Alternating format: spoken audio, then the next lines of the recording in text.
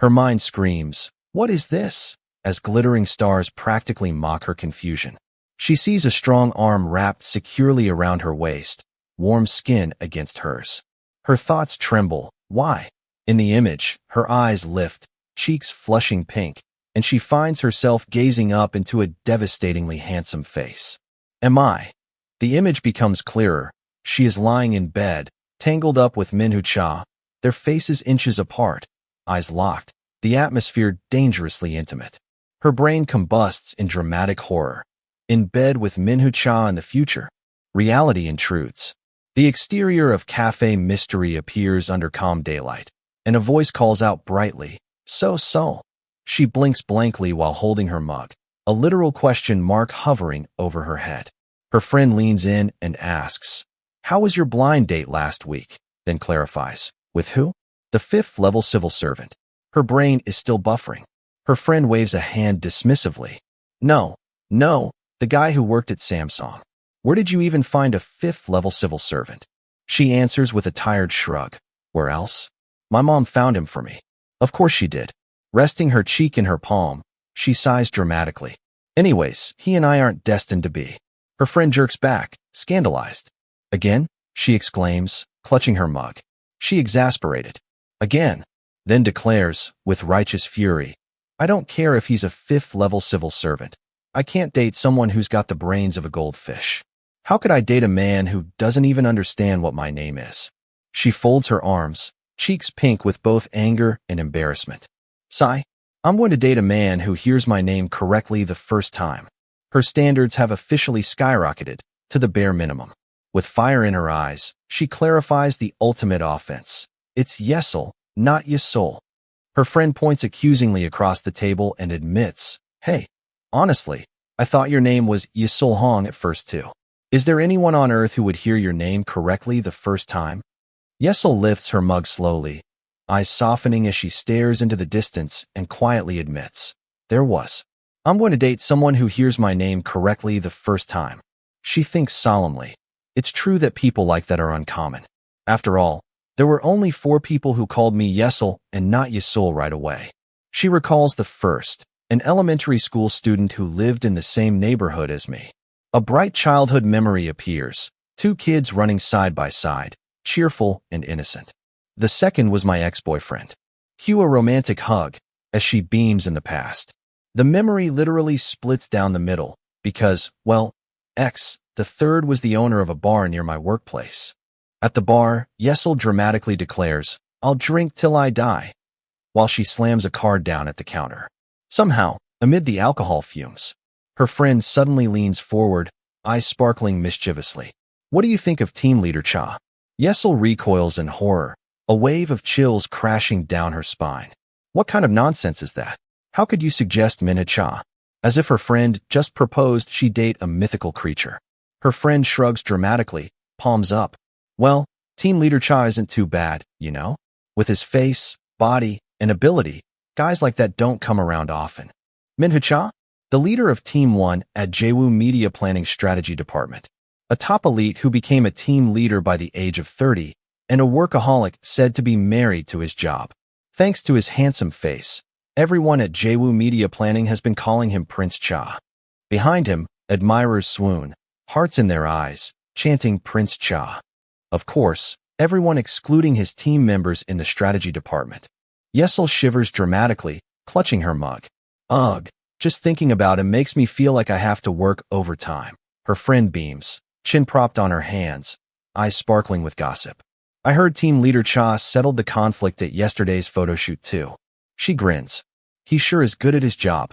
Stage lights blaze to life, blinding and dramatic, as the memory of the photo shoot explodes onto the scene in cinematic glory.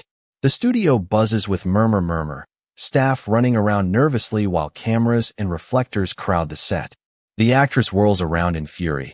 "I'm not going to continue the shoot like this," she snaps. Then she doubles down, outraged. "I'm not going to. I look ugly on screen right now." The set collectively stops breathing. 2 staff members stand frozen in cold sweat. But one tries weakly, while the actress drowns them out with, "Ugh, I don't care. I can't hear you." Their protests dissolve into useless blah blah as her tantrum reaches diva-level volume. From afar the chaos. Yesel watches the standoff and sighs heavily as she repeats what the actress says. Of course she hasn't changed. I told you I'm not going to tie my hair. Whatever, I'm going home. I'm not going to finish the shoot. The actress snaps, voice sharp as glass. I told you I'm not going to tie my hair. Whatever, I'm going home. I'm not going to finish the shoot. Yesel groans internally while the actress huffs like an offended queen, threatening. Let's see if it's better for me to go home. Or keep my hair down. A staff member rushes over anxiously. Miss Hong, what should we do? If she really leaves, Yesel steels herself. I'll try to settle it. Don't worry. A tall figure steps forward before she can move. I'll do it. Miss Hong, Minhu Cha's presence alone lowers the room temperature by 5 degrees. Yesel freezes behind him, suddenly very aware of his broad back and perfectly pressed suit. She turns slowly toward him. Her eyes lift, caught off guard by the quiet authority in his voice.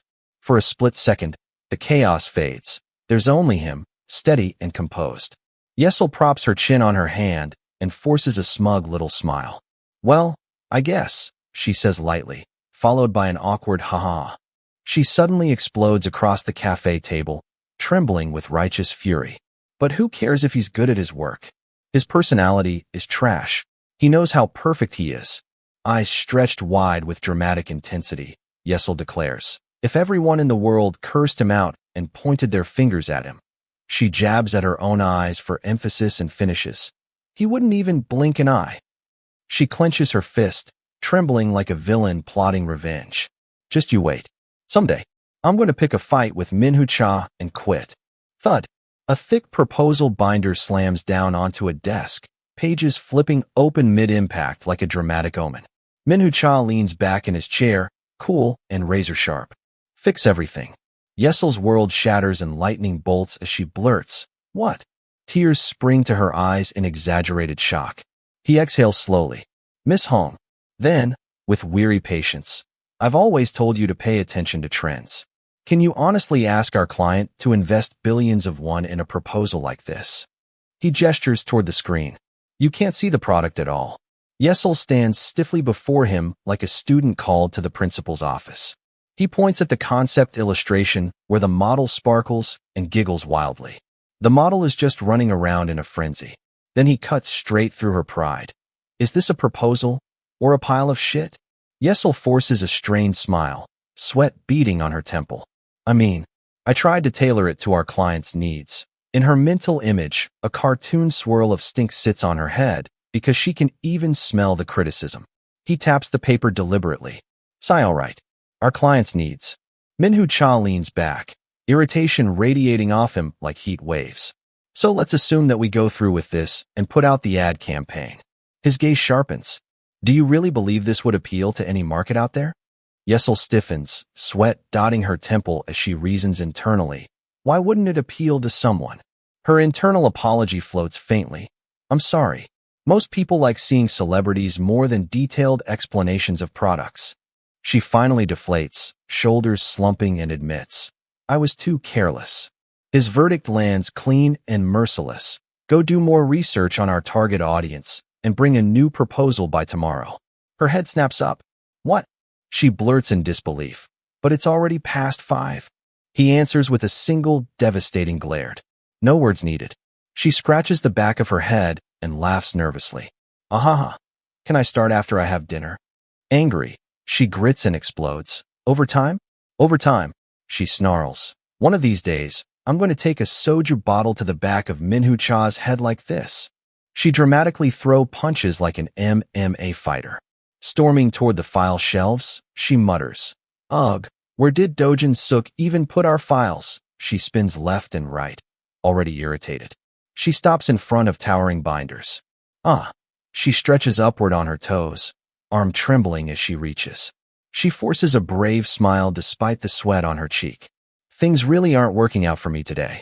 Then she exhales, half resigned, half determined. Good thing I already expected it would be too high for me. She rises onto the rolling chair.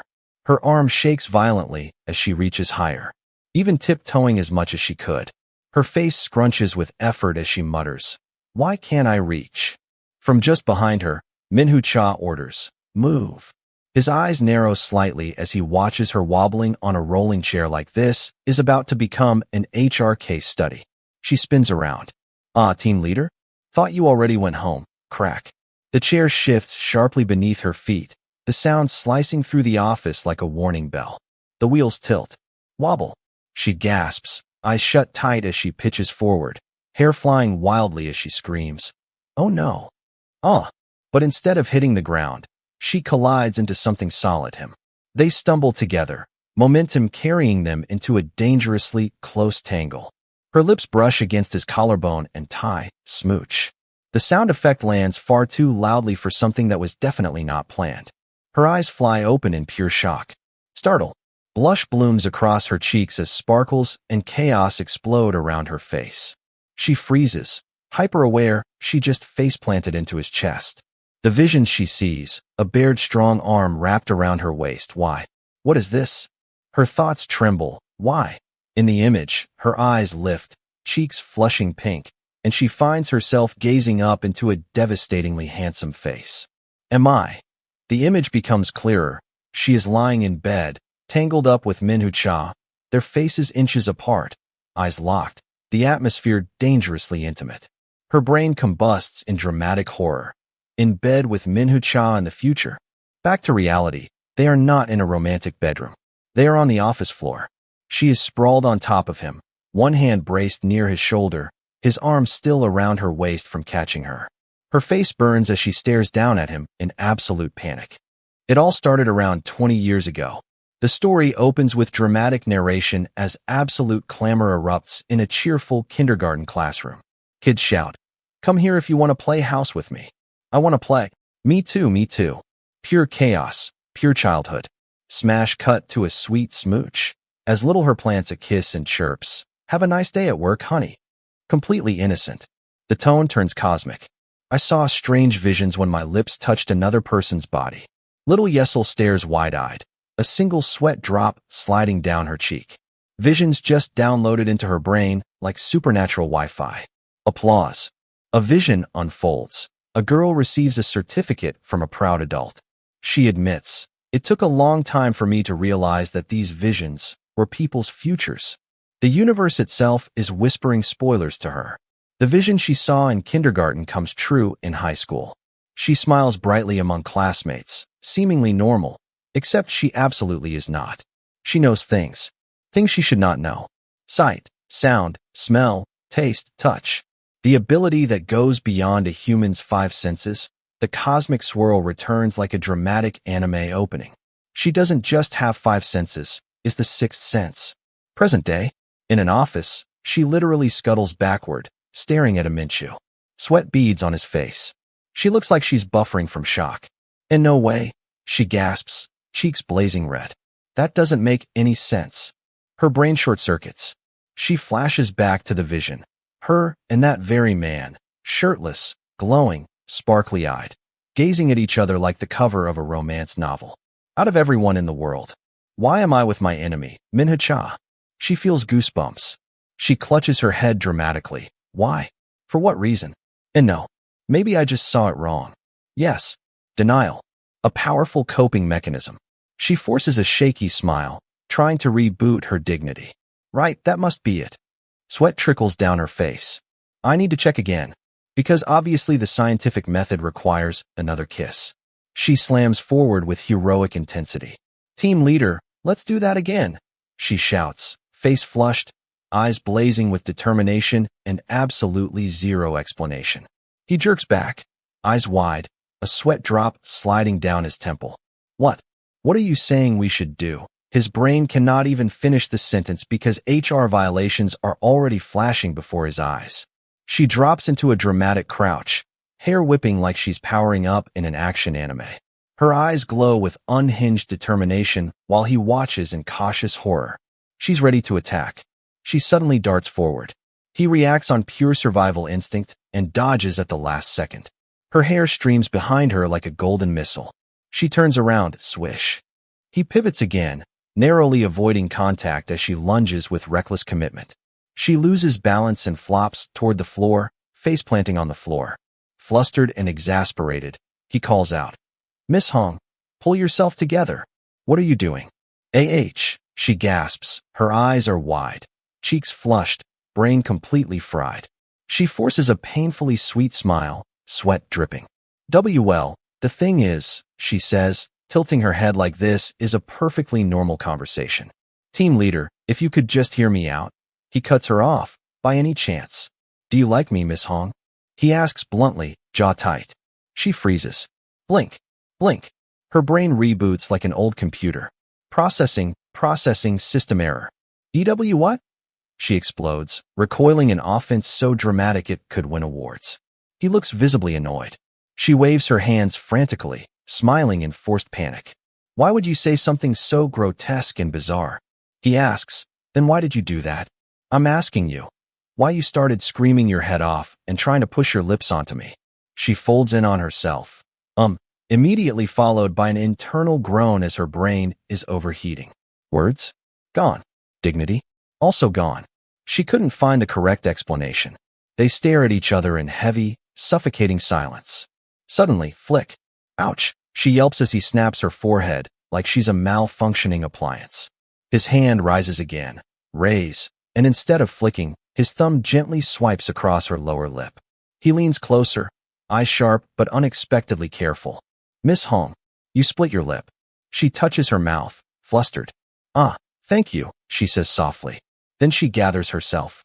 By the way, team leader, you seem a little delusional.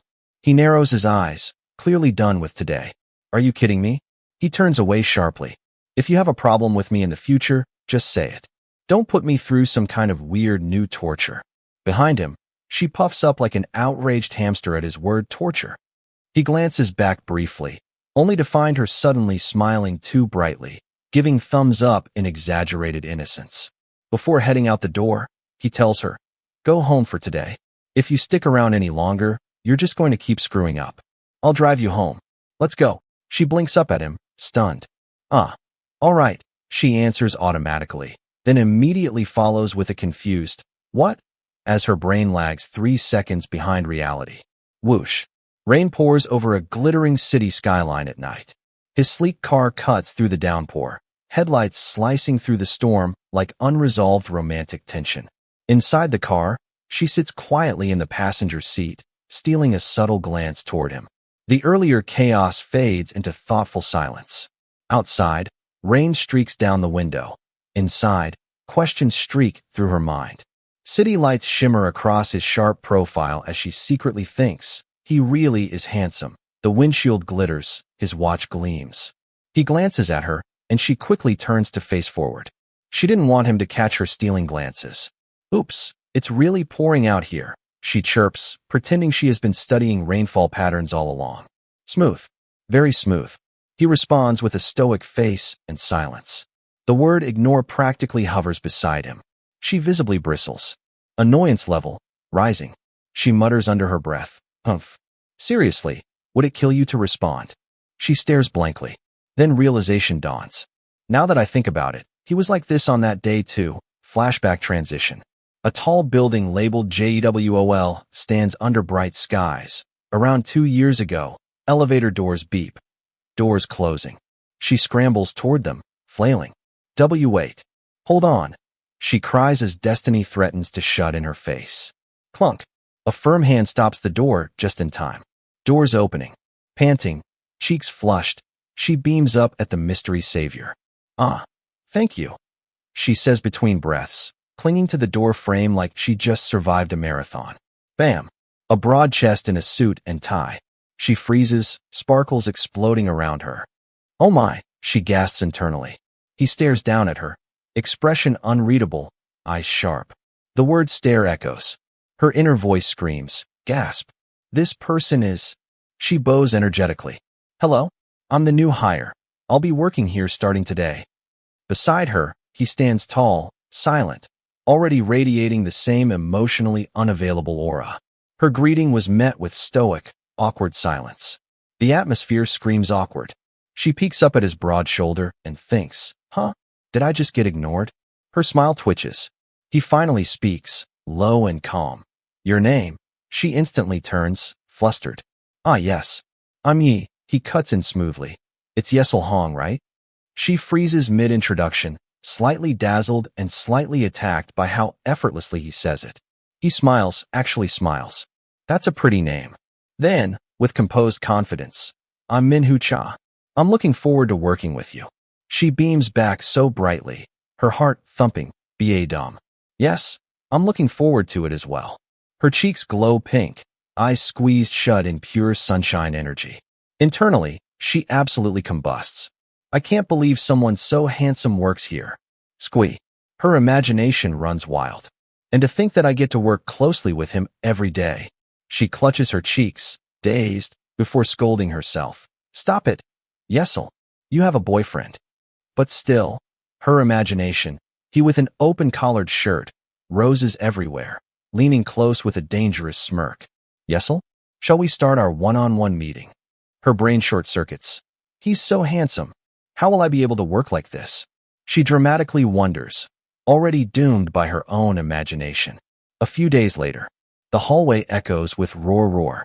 Miss Hong. Minhu shouts, you can't handle a simple task like this on your own? She stands there, wilted like a forgotten houseplant, absorbing the verbal blast. The next day, more shout.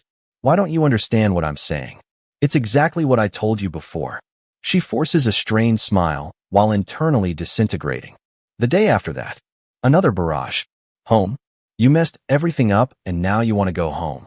The background darkens with wavy frustration lines as she shrinks further into herself. Her thoughts explode. AHH. He pisses me off. Minhu Cha. You son of a B*****. Screech. The tires shriek against wet asphalt as the car jolts in the rain. Her thoughts dart back to reality. Slam. His arm shoots across her chest, stopping her from lunging forward as he stops short. She clutches the seatbelt, eyes wide. He turns sharply. Miss Hong, are you all right? His voice is tight, urgent. She blinks, startled by the intensity. Ah, yes. I'm fine, she chirps, a beat too bright. Her gaze still lingers on him. He stammers. What? Why are you looking at me like that? She notices the lipstick-stained kiss mark earlier on his neck. She leans closer, gaze focused. There's something on your neck, she murmurs as she reaches to wipe. Her fingers brush lightly at his skin. His heart thump as her soft finger rubs his neck. There you go, she says softly, not knowing what heat she'd stir within him. She suddenly beams and blurts. Ah, team leader, the light is green. The romantic tension evaporates instantly. Cut to her bedroom. She flops onto her bed with a dramatic sigh, limbs sprawled. God, Buddha, Jesus, ancestors. She begins, escalating the prayer chain to maximum coverage. Hands clasped, she groans. I promise I'll be good from now on.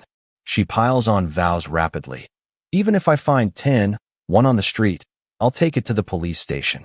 I won't even try to squeeze into the subway car at the last minute. And, anyways, I swear I'll be good. So please change the future I saw for Minhu Cha earlier today. The prayer shifts from comedic to desperate. Her mind flashes back, blurry. Him leaning over her, shirt open, roses everywhere, smiling dangerously. Fantasy minohams. She squeezes her eyes shut as if physically trying to delete the file. But the image lingers. She curses loudly. Ah, die Minhu Cha. She bursts in with a dramatic hello.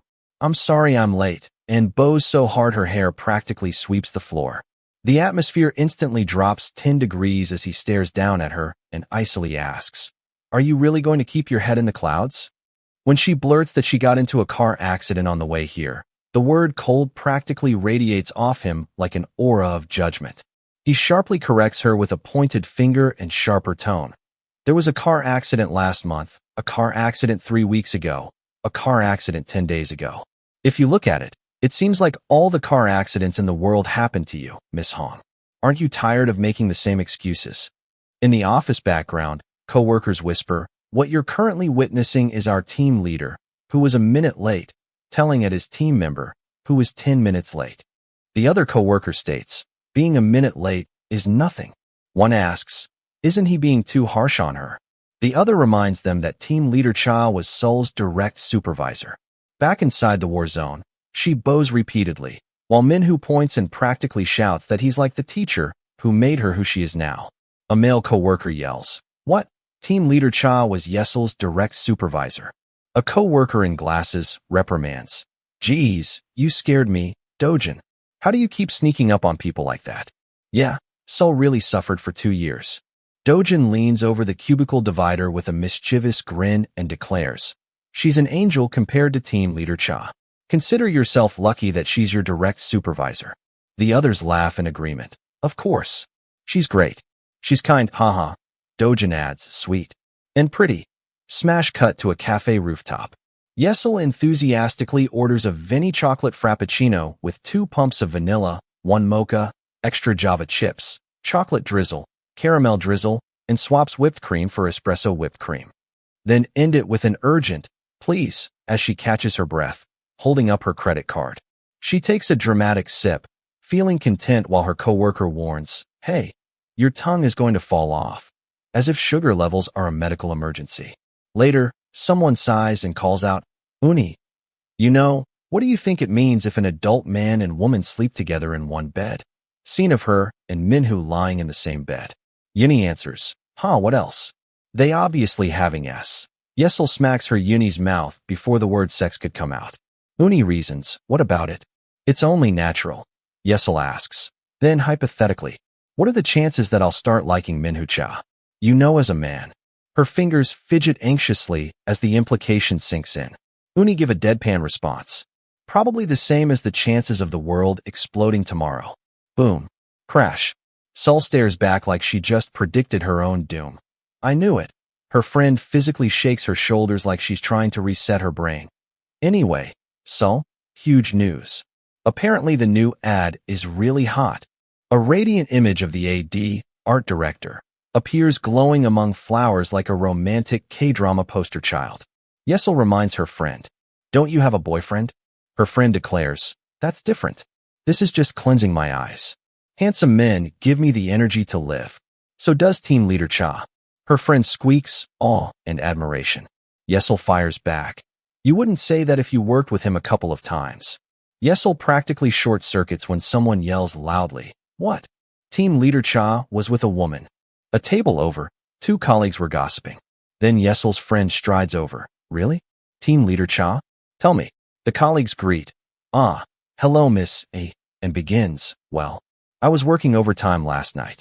I was pulling out of the parking lot to go home, and I saw team leader Cha, but the thing is, there was a lipstick stain on his neck. Clear as day. The whispers among the peers goes off. That's unbelievable. What? Really? While Yesel trembles like a teacup in an earthquake. On his neck. The colleague continues, it happened so fast.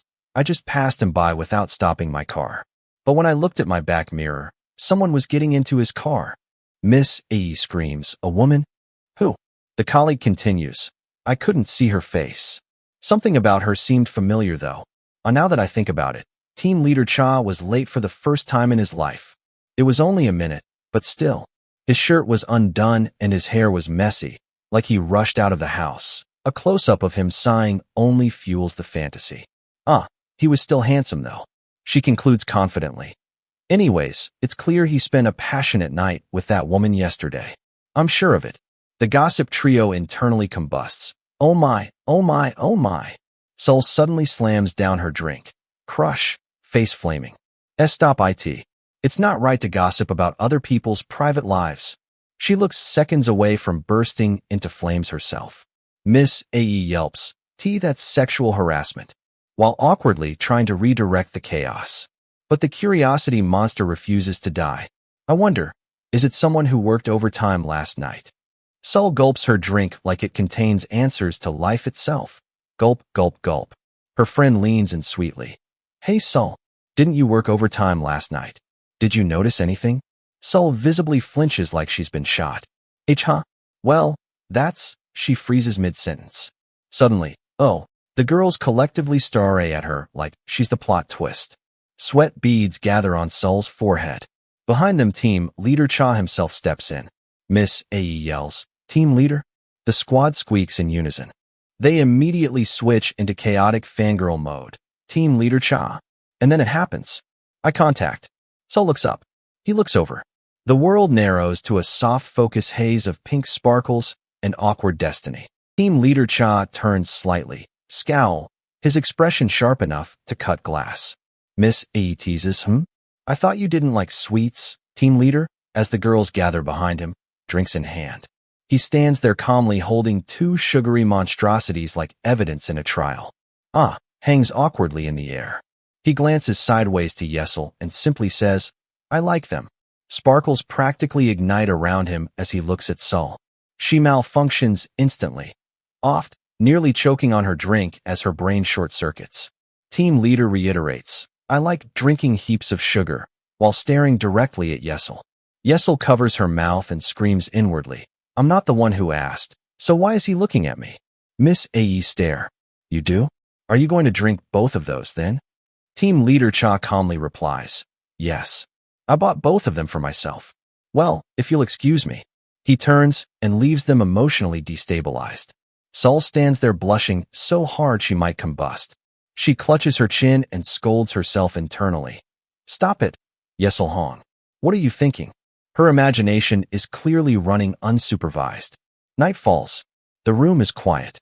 Minhu lies in bed, shirtless, closing his eyes, trying to sleep. He has a special ability. At work earlier, he sighs, irritated. Why would he leave the most recent files so high up? I told him the top and bottom shelves are only for older documents that we don't use. His secret is revealed. He can pick up the sound of people whispering from the house next door. His senses are absurdly sharp. While scolding Yesel, he wonders if Yesel Hong's eyelashes were always that long. He has eyesight that lets him see everything within a 6-meter radius like a hawk. Cut to a sudden mental image of her flopping into him. He has a sense of smell far more advanced. A fine-tuned sense of touch. Reality kicks him. The house next door, a foot kicks the blanket, a complaint. Seriously. The sound of smacking from the next house. His heightened senses are more developed than the average person's. Even the sound of something falling, smack, echoes too sharply in his mind. He sits up on the bed. His heartbeat pounds, ba-bump, ba-bump. He rubs his face, flushed red, muttering, I guess. I won't be able to sleep tonight again, as if trying to negotiate with his own biology. He is an individual with a heightened ability of the 5 senses. Munch. Sol happily chews a bite of food, cheeks puffed like a content squirrel. She beams at her mom with sparkles practically exploding around her and declares, Your food is the best, Mom. Meanwhile, her mother clasps her hands dramatically, already tearing up. My daughter, have you been so busy with work that you haven't been eating? Sob. Sol panics immediately. And no, I'm just saying that your food is so tasty. You know I eat well. She shovels in another bite. Nom nom nom. Like she's proving her case in court. Her mom fidget before saying, Yesel, you know Mr. Park? His son is a teacher, and apparently, he's still single. Yesel cuts her mom off. Mom, I'm not going on a blind date. Mom grabs her hands. Hold. And gently pleads, don't be like that. Just give him a chance. She insists she found a really decent guy this time. He's kind and nice. Sol suddenly shouts, her patience snapping like overcooked spaghetti. I said I don't want to. Her mom starts tearing up again, and Sol backpedals awkwardly. And no, it's just ugh. She presses on her mom. Just focus on living a happy life with Chio Yong. Don't worry about me. Her mom insists, why don't you come live with us? Chio Yong said he was fine with it too. Sol's brain short-circuits as a pink-tinted vision of her parents smothering her with lovey-dovey energy floods the panel. Mom, please spare me. How could I possibly live with a newlywed couple? Anyway, I'm almost done paying off my house. Mom launches into a full-volume emotional monologue. I'm just worried about sending my beautiful, cute, lovely daughter off into this dangerous world alone. If you had a dependable partner by your side. I can't hear you. Sol covers her ears as blah blah blah fills the air. Then her mom's voice shifts tone. Are you still not over Jian? She freezes. Her mom continues. It's been over a year since you two broke up. Mom. Sol slams her hands on the table as she stands up. Then she storms out the door slams with a dramatic bang. She flops onto her bed and stares at the ceiling. Sigh. Jian Yun. A shadowed image of a tall, gentle smiling man appears. The name that I've missed for a year. My first love. My first boyfriend. Flashbacks bloom in soft light. Her smiling beside him, cheeks flushed with innocent devotion. Under a swirl of golden spotlight and stars, they share their first kiss. My first kiss. He was my first everything. I thought he would be my first and last. But the glow fades. His back turns away into shadow. However, it was our destiny to break up. After they broke up, she sobs alone, clutching her chest. I hated myself for not being able to love like other people did. Because before I could even fall in love, I could see what was at the end of our relationship. At work the next day, office doors slide open. Sol peeks in cautiously. Team leader, are you in here? Inside, Minhu sits with arms crossed. Oh, is he sleeping? Sol tiptoes into the office like she's sneaking past a sleeping dragon. Team leader Cha slumped in his chair, arms crossed, softly dozing. She whispers to herself. It feels strange seeing him like this. He always seems so flawless, untouchable, intimidating, perfectly pressed. He has a peaceful face, loose tie, and faint exhaustion. She stares. He really is annoyingly handsome, she admits internally, immediately irritated at herself for noticing. Then her thoughts escalate. He's fast asleep. Should I hit him just once? Her hand slowly reaches toward him. Suddenly, his eyes snap open. Voice low. Why are you so interested in me as of late? Their faces are inches apart. Souls evacuates her body. Oh, were you not asleep? She squeaks, scrambling backward, scuttle. He replies coolly. I was. Before you started staring at me. He sits up, composed again. So what do you want? Oh. She thrusts the document toward him like it's a shield. This is the proposal for the KS branding advertisement. She holds it out and quickly adds, I edited it here. It's not bad compared to how it used to be. He flips through it. A subtle glance. Miss Hong. Yes, team leader, she answers quickly. He looks up at her from his chair, reaching out his hand to gently rub her eyes. Did you cry yourself to sleep last night? She freezes. He asks simply, why? As if he's asking about the weather. Her cheeks burst into flames, blushing. The polite thing to do is pretend you didn't see anything, she protests, turning away and covering her face. Is it? He asks calmly, entirely unhelpful. I don't want to pretend I didn't see anything, he says flatly. She asks, what? His hand rests under his chin, gaze unwavering. How could I do that? It's you after all. He sits back, legs crossed, looking maddeningly composed. Her brain explodes. Her face goes nuclear. Internally she screams. What is this man thinking? Out loud she shrieks. What are you talking about? Just as the door suddenly slams open. A cheerful voice beams. Team leader Cha. Are you in there? I knew you would be here. It's the creative director. The CD grins brightly. Ah, Yesel, you were in here too? She gestures energetically. Good, good. I have to introduce you to someone involved with the KS branding advertisement. Come on in. A polished shoe enters first, dramatic and deliberate. Let me introduce you, the CD says, as both Yesel and team leader Cha look toward the doorway.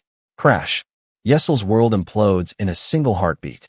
Her eyes widen, breath catching as if the air itself has betrayed her. Minhu tilts his head slightly, observing Yesel's trembling reaction, and gives a sharp glance at the person behind the CD. The creative director beams, gesturing grandly. Meet the new AD, art director, in our production team. A tall man in a beige coat steps forward, smiling gently. The name lands like a thunderclap in Yesel's chest, Jian Yun. Yesel stares, pulse spiraling. Why is Jian Yun here? The CD continues cheerfully, oblivious to the emotional nuclear fallout. Yesel, you said you majored in visual design at Hangik University, right?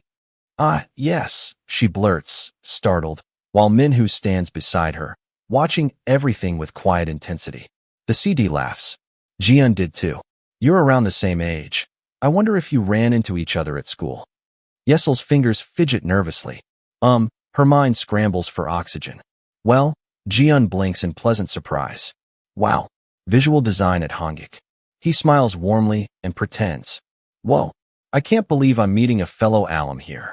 Nice to meet you. He reaches out his hand. I'm looking forward to working with you. Yesel bites her lip, heart pounding like it's trying to escape her ribcage. Ah yes, I'm Yesel Hong from Team 1. She manages, hesitating. Her fingers tremble, tremble, as she slowly reaches out. Their hands meet. Before the moment can settle, Minhu steps forward, placing his hand in place of Yesel. I'm Cha Minhu, the leader of Team 1. Jian's smile flickers, twitches. Oh, it's war. Minhu's gaze sharpens back at Jian as well. Jian shakes hands and utters, I'm looking forward to working with you.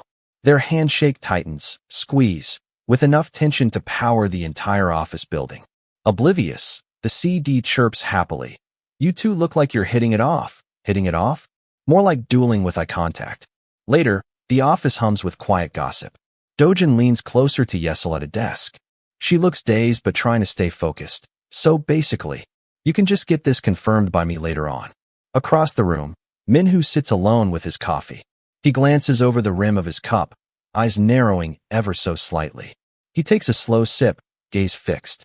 The air shifts. The past has walked in, and the present is not amused. Yesel munches on her sandwich with a straight face. Miss A.E. comments, sigh. You dressed up way too much today? I can tell you're self-conscious about your boyfriend being here. It's like you're telling the whole world that you're not okay.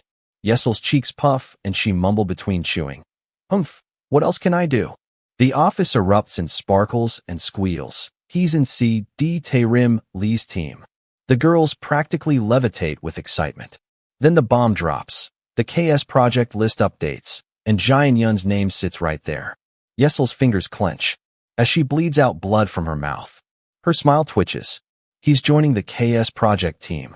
I'll have to see his face every day. I want to resign. She face-plants dramatically into her desk while her friend yells, Hey, put on a brave face. You have to show him that you're fine without him and forgot about him ages ago. Yesel weeps into her sleeves, muttering, How am I supposed to live now? Her friend slams a hand down, slam. It's not like you did anything wrong. It's his fault for making you feel like this. Her friend points with righteous fury. Point. Why are you acting like you're in the wrong? Be confident. You're Yeselhong. Where's the thick skin you grew from learning under that jerk Minhu Cha for 2 years? Yesel slowly sits up stiffly, piles of tear water on the table. I guess you're right. She grips her cup. Why do I have to feel like this because of him? She gulps down her drink, then slams it down, bang. Did I do something wrong? She shouts, eyes watery but burning. She clenches her fists. Let's see who wins. Her friend cheers. That's right. You go, Yesel. Miss Lee asks. Yesel, are you going somewhere today? You look nice. Startled. She laughs awkwardly. Huh? Miss Lee, what do you mean? Ha ha ha. Then Miss Lee casually asks. So you don't have any plans tonight? I don't. Miss Lee beams, holding up her phone. Oh, I'm on my way to meet up with one of my old friends from college. I'll introduce you. Do you have time? He's a really nice guy. She leans in conspiratorially. He used to work as a model, so he's good looking too. You haven't met a new guy in a while. Yesel sputters. What? While Miss Lee grins. He's a good man. Trust me. Yesel glances toward the doorway, and there stands Jian Yun. Tall, calm, watching. He gives a gentle smile. Miss Lee asks, is he not handsome enough for you? Yesel brushes off. Of course he is. I have really low standards. That's why I always date trashy guys who can't even be considered recyclable. I am constantly being hurt by shitty men. Yesel smirks devilishly as she takes a jab at Jian. Miss Lee beams. Even better. Take this opportunity to meet this guy. Don't you know that when shitty guys leave, they make room for better ones? How would you know if you're fated to be without meeting that person? Yesel ponders. Should I? I suppose it's true that better guys always come later on. Minhu cuts in. She can't. Miss Hong doesn't have time tonight. I'll be with her late into the night. Team leader Cha stands like a man making a life-altering declaration. Later that evening, Yesel chugs a glass of alcohol. She slams the shot down. Rage radiates off her in speed lines. And then, do you know what he said? Chibi Cha appears in her imagination, monotone and ruthless. I'm going to make her work overtime. The server's sunglasses laughs. Ha ha. Team leader Cha was wrong for that. Yesel trembles in anger. It was my fault for trusting him, even for a moment. Even Satan could learn a thing or two from Minhu Cha. The server sets down a massive bowl. Here, have a bowl of special ramen. You worked hard today. Eat up. Tada. Yesel's anger pauses. Wow, because carbs fix everything. She slurps dramatically and praises. You're the best. This goes perfectly with a few drinks. The server laughs. Haha, night. Cherry blossoms. A riverside path under glittering stars. She walks alone, gently swaying side to side, the world slightly tilted. Her flushed face under the night sky. Eyes shimmering. Thoughts flutter. Under a canopy of cherry blossoms, Yesel pauses mid-step, petals drifting around her flushed face. She lifts a petal between her fingers, breath trembling. Then she looks up and forces a bright, fragile smile. Wow. As if the beauty of spring might drown out the noise in her chest. The spring breeze blows softly, her heels clicking gently against the pavement. A memory slips in with the wind. The two of us. Let's stop seeing each other. Her steps falter. Another memory overlaps, his voice strained. Wait. Yesel, I think there's a misunderstanding. But the word stop echoes louder than any explanation ever could. The night sky feels heavier. Her eyes gloss over with tears. Walk together, she whispers, recalling how they once strolled side by side under blossoms like these. She said, I'm exhausted, and she had clung to the idea of the two of us. Now she stands alone where they once stood together. She wipes her face, trying to stop the flowing tears that she couldn't control. Ugh, but the tears betray her, drip. Her shoulders shake. Manwha. The brave face she promised herself shatters into pieces under the moonlight. From a distance not far, hiding behind the tree, Manwha watches. She sobs quietly. In the foreground, Manwha stands half-hidden in shadow, jaw tight, eyes heavy. He just listens to her cry, alone, under the same blossoms that once held her first love. At the after-work dinner party, Yesels goes completely blank. She sits frozen at the restaurant table, surrounded by bottles and sizzling grills, while the entire team dinner erupts into deafening clamor around her. The noise swells. The meat sizzles. Her brain short-circuits.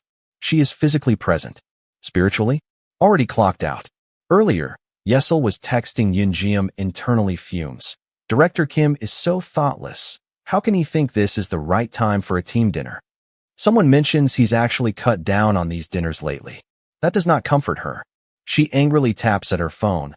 Tap, tap, tap, muttering. Ugh, I wish he'd just go home. After today, I don't have to see that jerk's face until Monday. She pauses. Oh, hope flickers. Then a cheerful coworker pops up like a jump scare. Is there a team dinner for the strategy department today? Her soul leaves her body.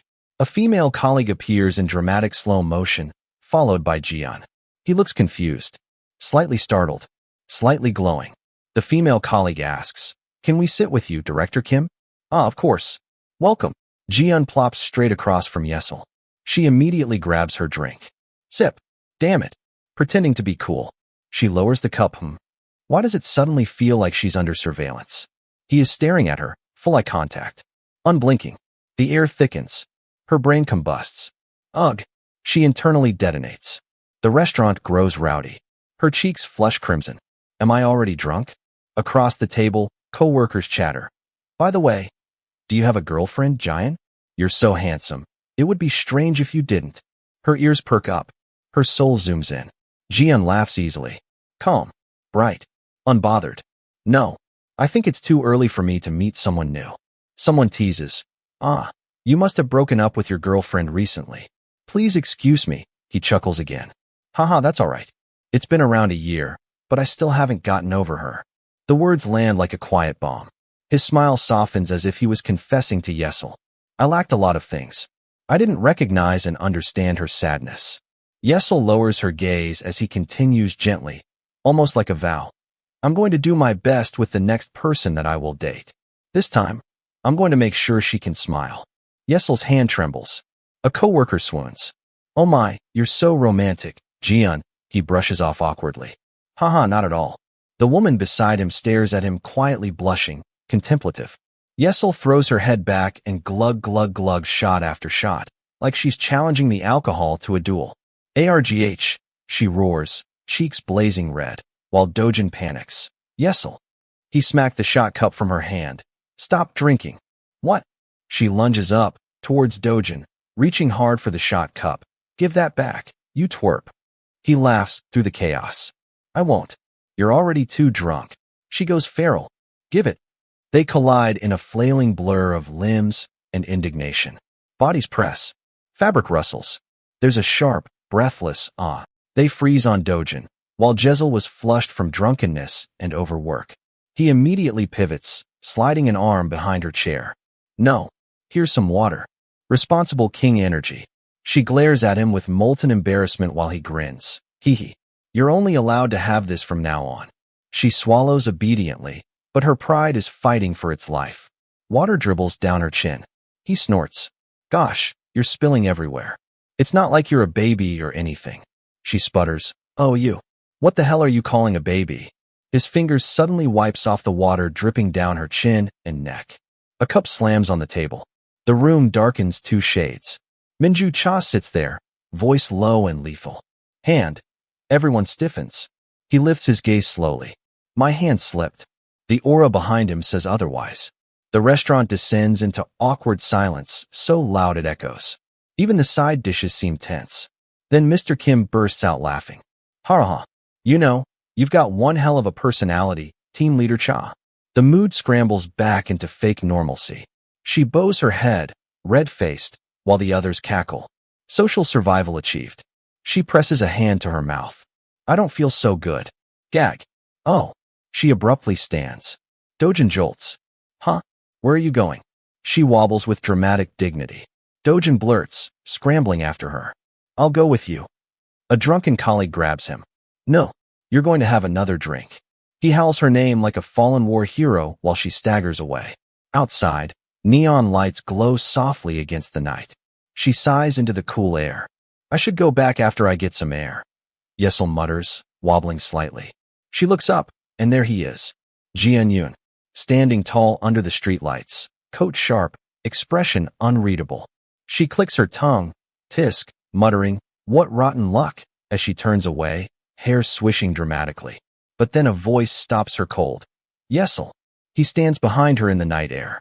Under the glow of streetlights, he asks softly, How have you been?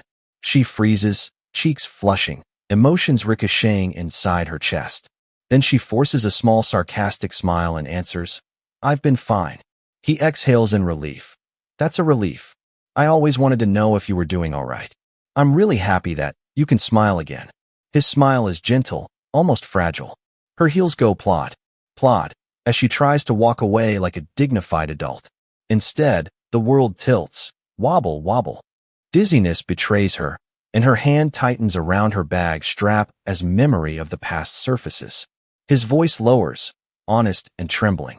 I wanted to keep flirting with you because it was cute to see you blush, but I can't hold myself back any longer. I like you. He smooches her hand.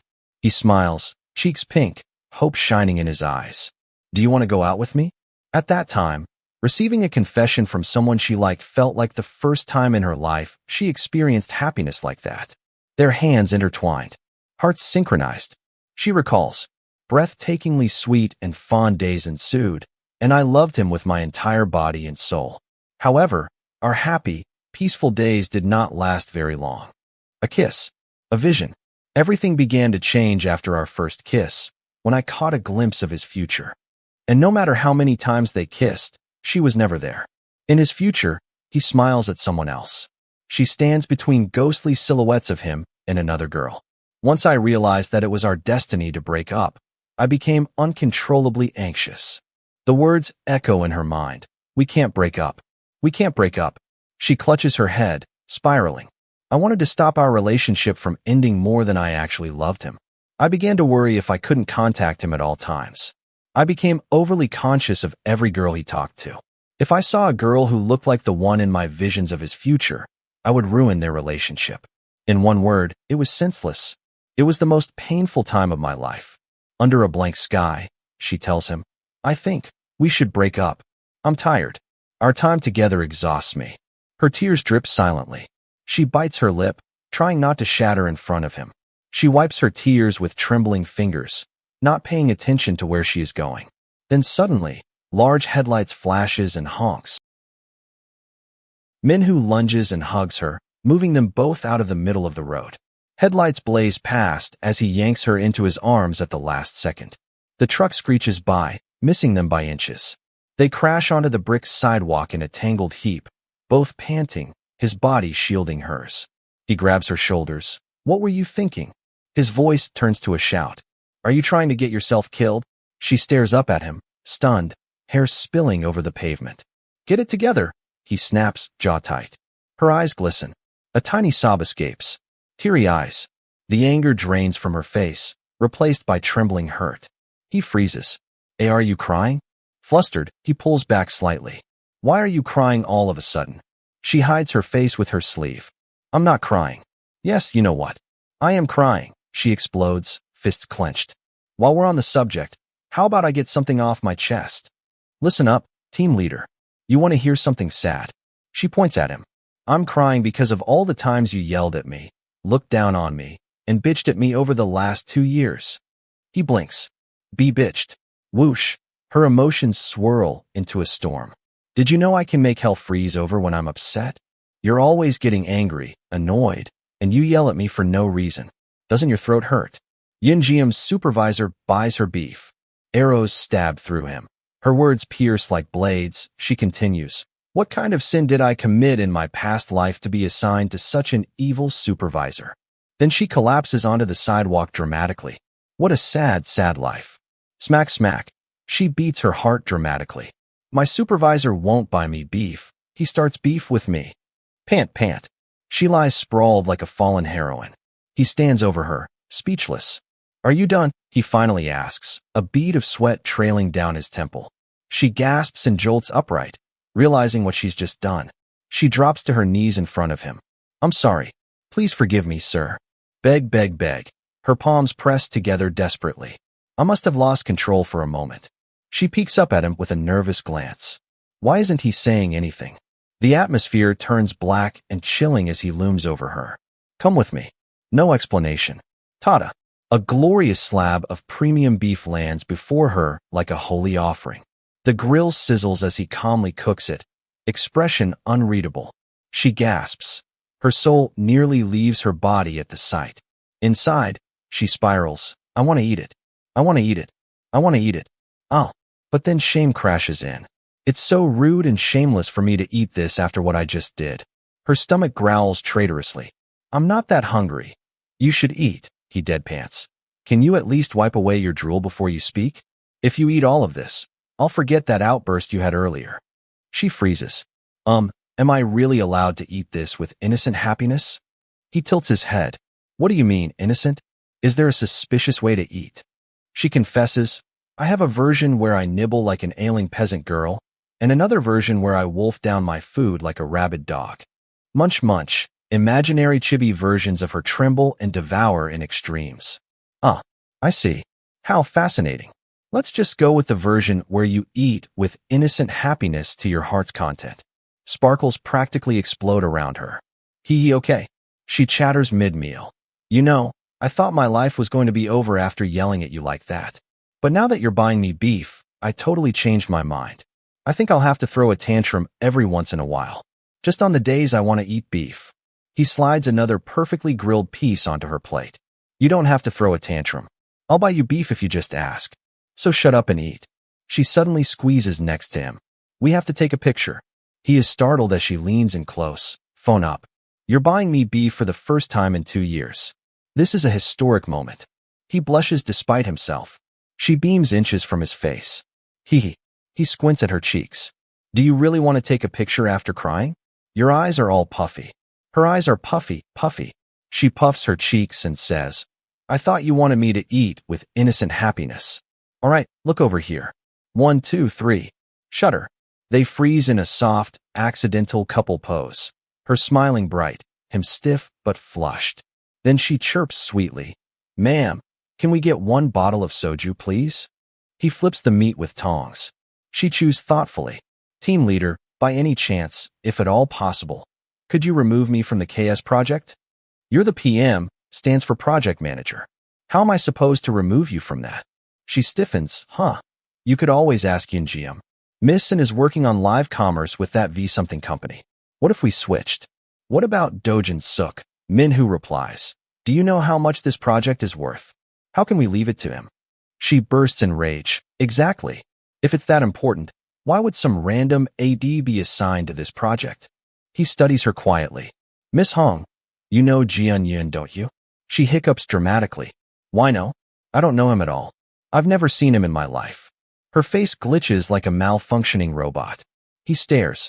Then why all the fuss? She panics.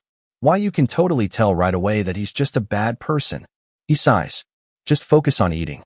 You're going to be in charge of the KS project from beginning to end. She mutters. Damn it, he adds calmly. Watch what you say. She clamps her mouth shut mid-chew. Cut to later. She's draped over his back as he carries her home. Team leader. I'm not drunk, she slurs. He mutters internally. I knew this would happen.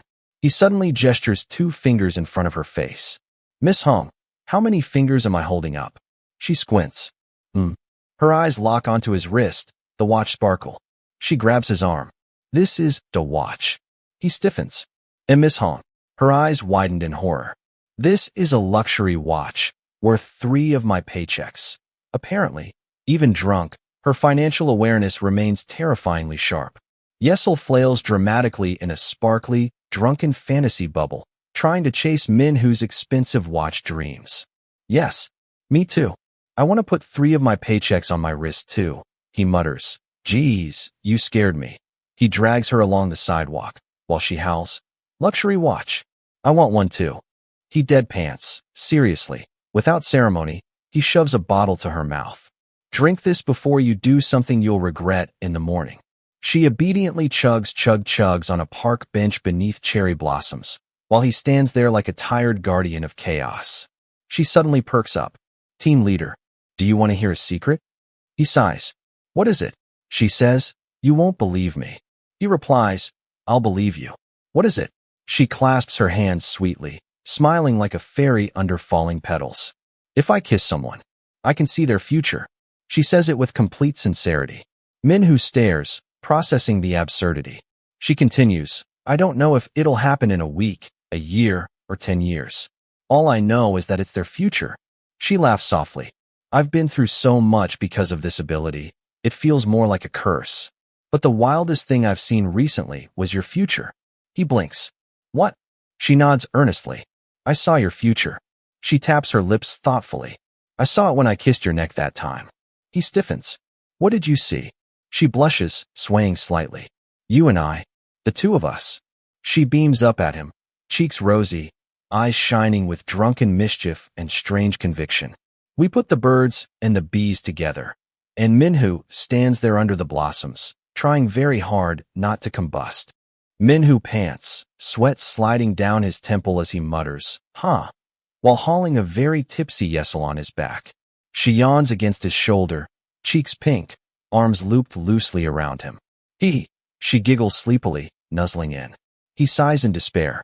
What do I even do with her? His brain spirals. Should I take her home? No.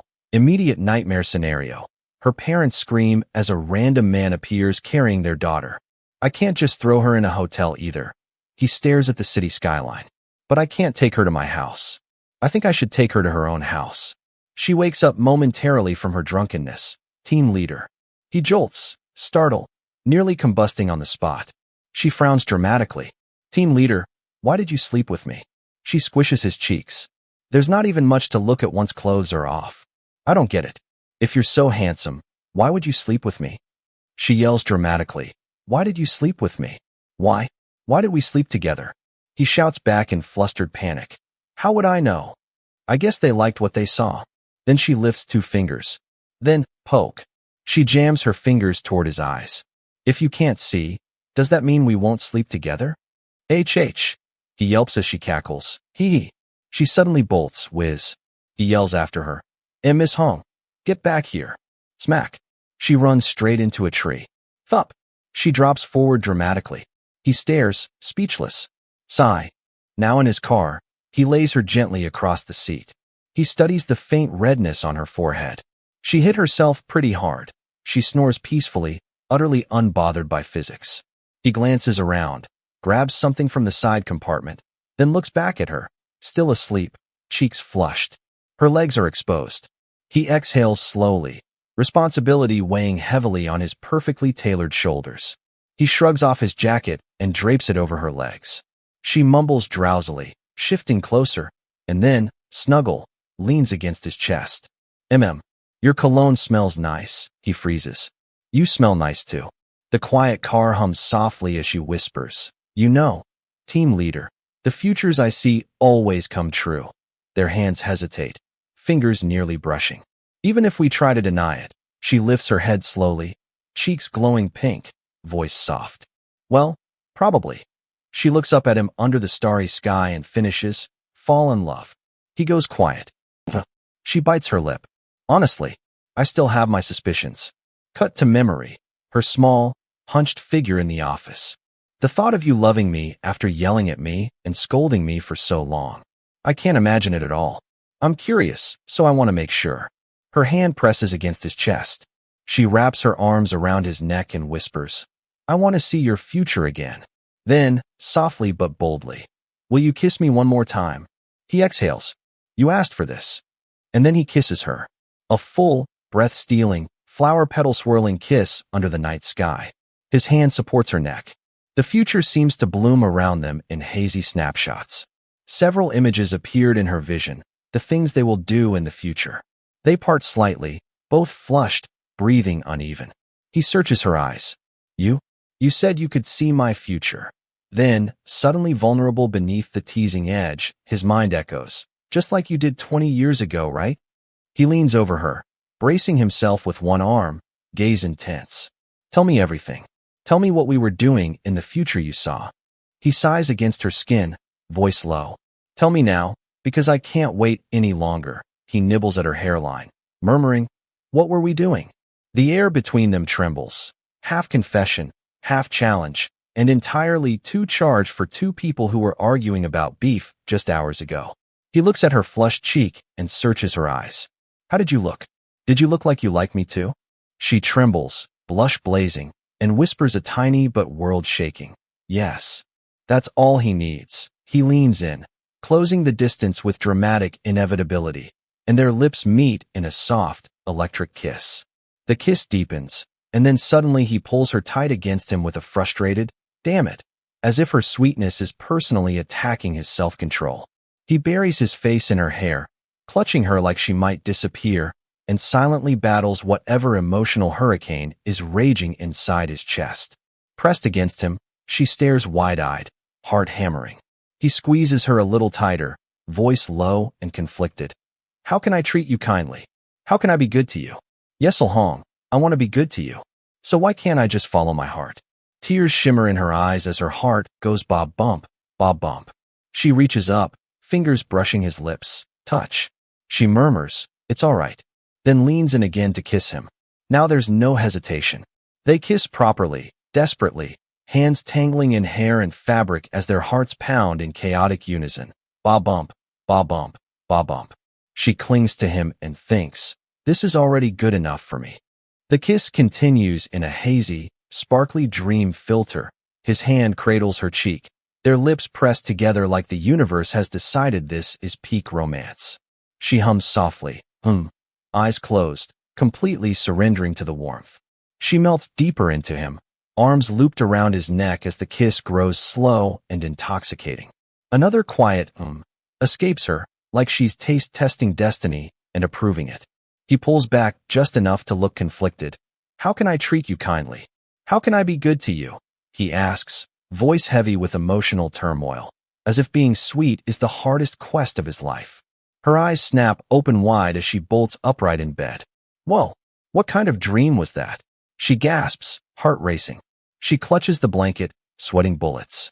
Am I feeling refreshed lately? She wriggles inside the blanket like a confused burrito. Still, how could I have that kind of dream about the team leader? I should just forget about it. That future. She pauses mid-thought. She blinks in horror as she looks around. This isn't my home. She looks around wildly. Why am I wrapped in a blanket? She peeks under the blanket. Lift. Her clothes are rumpled. My clothes are a mess. It doesn't look like anyone tried to take them off. She exhales, half relief, half dread. Am I in a hotel? Is this a twin bedroom? The room looks suspiciously elegant. Why am I in here? Her imagination immediately betrays her. Chills. A fake news flash plays in her head. A man kidnapped a drunk woman in her 20s and took her to a hotel. She pales dramatically. Oh no. Oh no. Click. A door handle turns. Her face drains of color. The word shriek practically vibrates in the air as her brain short-circuits. From the doorway, step. The blanket flops dramatically as she panics. Someone is inside. Someone is walking. House slippers. Step. Calm. Measured. She squeezes her eyes shut, trembling, sweat beads forming. What are you doing? A voice asks. Startle. She launches upright with an earth-shaking scream. Yeah. Blanket flying, dignity evaporating, fight or flight mode fully activated. As she screams like a startled kitten, she lunges up like a rocket. A hand suddenly lands on her head and pat. She freezes mid-panic with a tiny, stunned, ah. The intruder calmly asks, what are you doing? She blinks up at him, brain rebooting. Team leader, she squeaks, staring at his very real, very familiar face. She sniffles, I thought some creep had kidnapped me while I was drunk. This is the first time I've ever been happy to see you. Sitting wrapped like a burrito on the bed, she mumbles, I don't really remember anything. Why are we here? I really don't remember how I got here. He stands there, hands on hips, looking like a man who has seen things. His eyebrow twitches. You don't remember? She nods sheepishly. I remember being excited to eat beef and drinking, but I don't remember anything after that. She admits with an awkward little grin that screams oh. He stares dagger, laser-focused. Anything? You really don't remember anything at all. She starts shaking like a malfunctioning washing machine. Yes. Did I do something rude while I was drunk? Tears threaten to deploy. He sums up the chaos she wrecks the night before. You ran into a tree and knocked yourself out, he says flatly. Tiny her smacks into bark while Tiny him panics. You refused to wake up, so I took you to your house, but I couldn't drop you off because I didn't know which apartment was yours. You wouldn't wake up no matter how hard I shook you. Shake. He tries everything short of summoning a priest. I was just going to park the car somewhere overnight. He hauls her limp body like an exhausted hero in a low-budget rescue film. But you started taking your clothes off because you were feeling stuffy. Record scratch. She gasps. Right? I always take my clothes off when I get drunk, she mutters in horrified realization. Flashback to a previous heartbreak. Bottles, tears, dramatic sobbing. The day she broke up with Jian Yun. I've never blacked out in public before, so I never really watched what I drank. Regret looms like a judgmental ghost. Reality crashes back in. I didn't know it would come to bite me like this, she cries. I'm so sorry. I have no excuses, weep. He stares down, startled. Are you crying? He gently pulls her into his chest, swish. He pats her back. It's fine. I'm not upset, so don't cry. She clings to him anyway, muffling. I'm not crying. While very obviously crying. He panics at the escalating sobs. I said don't cry. She wails louder, WAH, and demands through tears. Why are you yelling at me? Still sniffling, she turns away with a dramatic little humph. He waves her off like an exasperated parent. All right, go wash up now. Shoo. She stands at the sink, water running. She stares at her reflection and sighs internally. I guess I really did run into a tree. The bandage on her forehead confirms. Yes, she absolutely did. She touches the bandage gently. Did Minhu Cha patch me up? Her cheeks warm. Why did he do this all of a sudden? Did he get struck by lightning last night? She freezes. Last night. Cue the forbidden memory loading screen. Flash, sparkly, blush-drenched kiss imagery invades her brain. Lips, hands, heat, blush. Her entire head turns tomato red as if her body files a formal complaint against her thoughts. Stop thinking about it. She flinches. The dream feels too vivid, too real. She splashes water on her face. Splash, splash. Why is that dream so realistic? It's driving me off the wall, she exhales. This won't do. She lifts her chin, water dripping like a warrior preparing for battle. Let's act resolute. Resolute. She beams heroically despite visible sweat drops. Like I always am. In the parking garage. He stands beside a sleek car, rummaging for keys. I said I'd drive you home. Calm. Collected. Beep. The car unlocks. She stares at his broad back and spirals internally. He bought me beef last night, and now he's driving me home? Is this what it means to love thy enemy? Her brain refuses to process kindness without conspiracy theories. She gathers courage. Team leader, by any chance? I'm just wondering, he replies. What? She narrows her eyes, pokes her temple accusingly. Did you hit your head last night? Or are you trying to repent for your sins? She leans in dramatically. He replies, do you not fear anything anymore? She fidgets and blurts, no. It's just that you're being so nice to me all of a sudden. You don't seem like yourself. He grips the steering wheel with stoic intensity. Without missing a beat, he replies dryly, right. I should have just let you go missing at Seoul Station. I'll remember that for next time. She panics instantly. That's not what I meant. It's just uncharacteristic of you. He exhales sharply. I brought you here because I was worried you'd wake up in the back of someone's trunk. Got a problem with that? I saved you because I was worried the KS project would go under without you. So stop asking to be taken out of the project and just do your work. If you do this well, you'll get a year's pay from the project. She puffs her cheeks. Sure. His words finally finish downloading to her brain. She suddenly beams at maximum wattage. Of course. I want to work on this project so badly. I'll work really hard.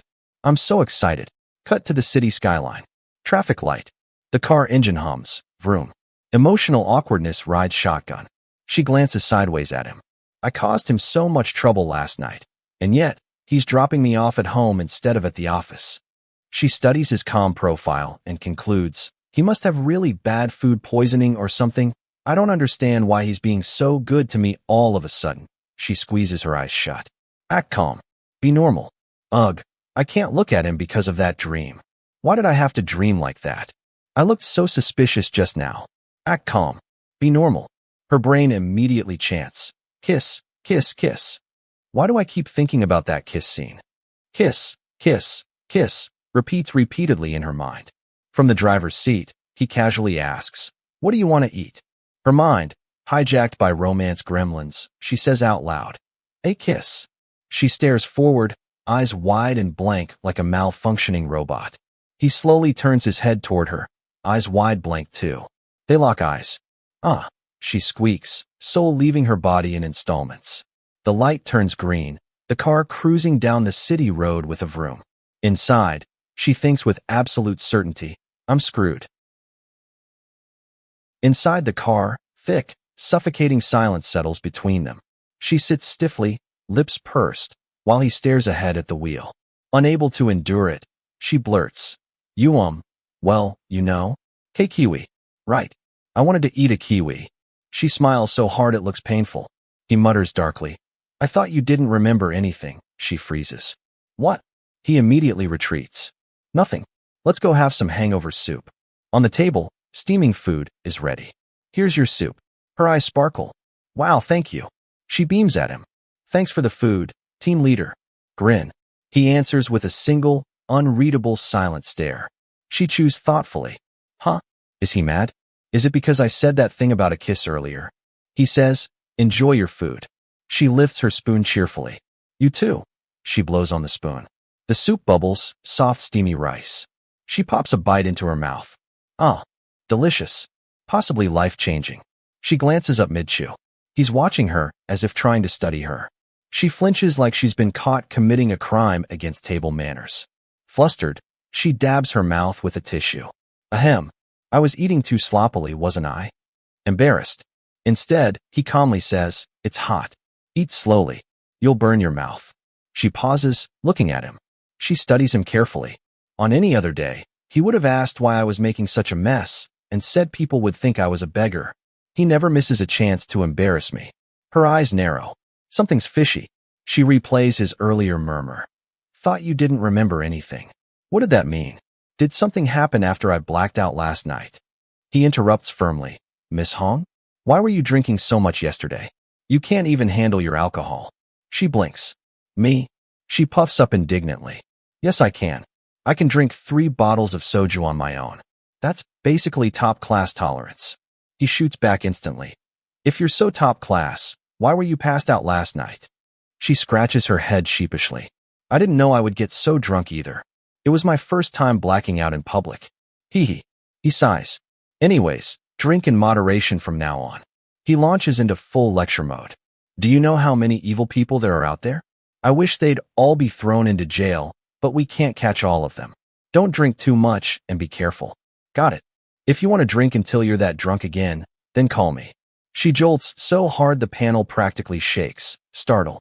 What? He adds coolly. You don't have to look so terrified. Sir, you just volunteered yourself as an emergency drunk hotline. She giggles. He responds deadpan. Hurry up and eat. Back to reality, she whispers, okay, and sneaks a nervous glance at him. He lifts his spoon with composed elegance. Steam rises from the bowl. He blows lightly, like a man who absolutely did not just say something wildly intimate 5 seconds ago. Her brain betrays her. The world fades lavender. Close up. Lips. Heat. The remembered kiss presses into her thoughts. Soft. Breathless. Pant. Why is the memory in HD? With flowers? She snaps back, face blazing red as he asks, what are you doing? Are you done eating? She blurts randomly, panicking. And no, I'm going to eat. She insists, flailing internally. You said you wouldn't think about it, yes'll. He dabs his mouth with a napkin, brow slightly furrowed. Across from him, she trembles, tremble, like she's hiding classified information behind her bangs. The doorbell chimes. Both of them look toward the entrance. Jian in a hoodie stands there, staring. His gaze sharpens. They're wearing the same clothes as they were last night. He pulls himself back and forces a bright smile. Oh, Miss Hong, Team Leader Cha. Hello. Wow, funny running into the two of you on a weekend morning.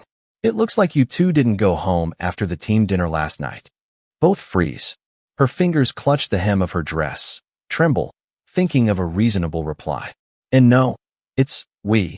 Before she can combust on the spot, Team Leader Cha stands smoothly. If you're done eating, let's go, Miss Hong. She blinks. What? He steps away from the table.